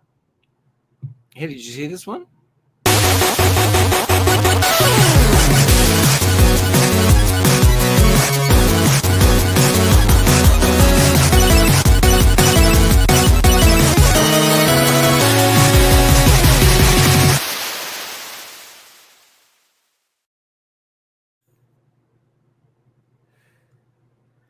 What if there was a world where we re-recorded the very first episode of this show, and what I did was I went back and deleted the original first episode, and this episode of this show existed both as the first episode and the 179th episode of the show? What would that mean to you? Holy shit, Jason, shut up for a second. Wouldn't they A cancel Zardoz each other out remake is if we being should- made right now, and it stars Henry Cavill, and Gene Hackman provided the voice for Zardoz.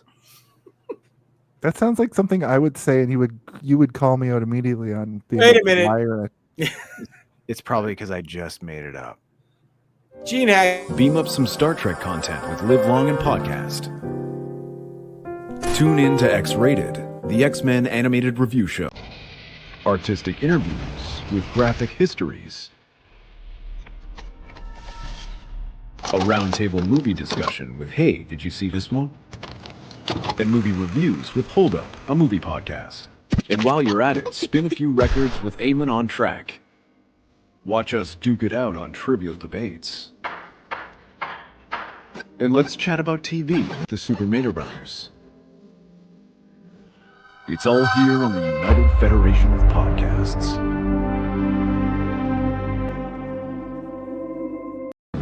A ver, hijo de la chingada, deje de estar viendo memes, pendejo. ¡A la verga, me vale verga, perro! ¡Y cállate a la verga, hija de su puta madre, a la verga! ¡La verga, vergazos!